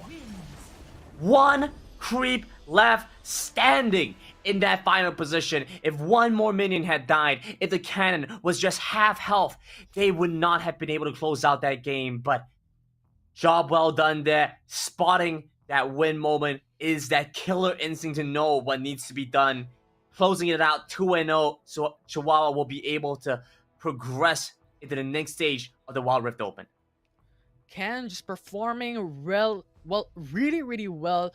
Game 1, Game 2, Lucian hasn't been banned away. Just fantastic plays coming in from them, and although commendable as well from MDH, I think in the latter part of that matchup, they were trying to go in for a death brush. They got the kill onto John easy, but they weren't able to replicate it once again. That turned out, it became like an advantage for Chihuahua to gain the kill because Darius was too far ahead. We're already reaching a point where I believe Chihuahua joining the likes of Grind Sky Eris and Roy Ladies in the top 8, meaning they get 1,000 wild cores just for getting to this point. But it's not over just yet. There's more to be had if they get deeper into competitions. If they make it into 4th place, that's when the cash prize starts to matter. They managed to win it all. Well, we'll have to see $550 on the line for 1st place. Also, worth mentioning as well, right, as the way that things are kind of progressing here, Chihuahua going to be able to maintain their big win streak. Grind Sky Eris are up in the top side bracket against Roy Ladies, who are looking very strong right now. Previous champions and overall regional kind of champions. Yeah, and talking about Grind Sky Aries, now that you brought it up, let's actually look at the brackets if we could, so that we could see what the current standings are, where are the teams going at, who's going to fight in the semifinals. There we go. I just told you, Infi. I literally just said No! it. Yeah, you talked about Grind Sky Aries, but what about the rest? Yes, I literally said Chihuahua will join the likes of Grind Sky Eris and Royal Ladies in the top 8. Oh. Well, Talon it's just Esports. visual. Talon Esports are with the 1-0. That's interesting. Okay, so Talon Esports are up right now. Let's see if we can close this one out. Maybe take away the 2-0 win. Yeah. Definitely Very could. I interesting. mean, their performance earlier was phenomenal. But also, I mean, they executed well. It seems like they have a strong game plan. They don't seem as fluid, as flexible, which is not a major issue in my opinion. I think the main thing you should focus on first are like your fundamentals, and then getting all those right before you worry about what's the next step, and then trying to become more free flowing, free form. So main things focused on right now, I think Talon Esports are hitting those check marks, but also a lot of the teams that we've seen here, like Chihuahua, you see that killer instinct coming into play. It's not going to be easy dealing with them. If Talon Esports do win in their game against, let's be honest, they will face off against Chihuahua, who just demonstrated to us an ability to close out a 2-0 just off that one play. An ace happens in the mid lane, and they run it down, bring the minions across, take down the inhibitor, go for the Nexus while fortification is up, and still accurately estimate the amount of damage they have to win the game. I mean, if any of them had hesitated, would not have been possible, right? Yeah. That's the kind of like laser-like precision we have to watch out for. Yeah. And talking about watching out for, viewers, it's a pleasure to meet you all, but quick shout outs on to the sponsors of this tournament. Thank you very much to Yahoo and Intel for making this tournament possible. But that's it. The final series that we are watching today, Grandon. Any quick expectations for tomorrow? I think we're going to quick expectations. I'm not gonna go put it that way. I'm just going to say that whichever team makes it across, I mean, they're all looking incredible. I'm looking forward to see the winners of the Wild Rift Open 3. Yeah. All right. So that's it for today, guys. Thank you very much for watching. Once again, I'm Infinity, and this is Grandon with me for Wild Rift Open 3. And tomorrow, watch out, because it is going to be the grand finals tomorrow. So we're gonna throne the queens of Wild Rift.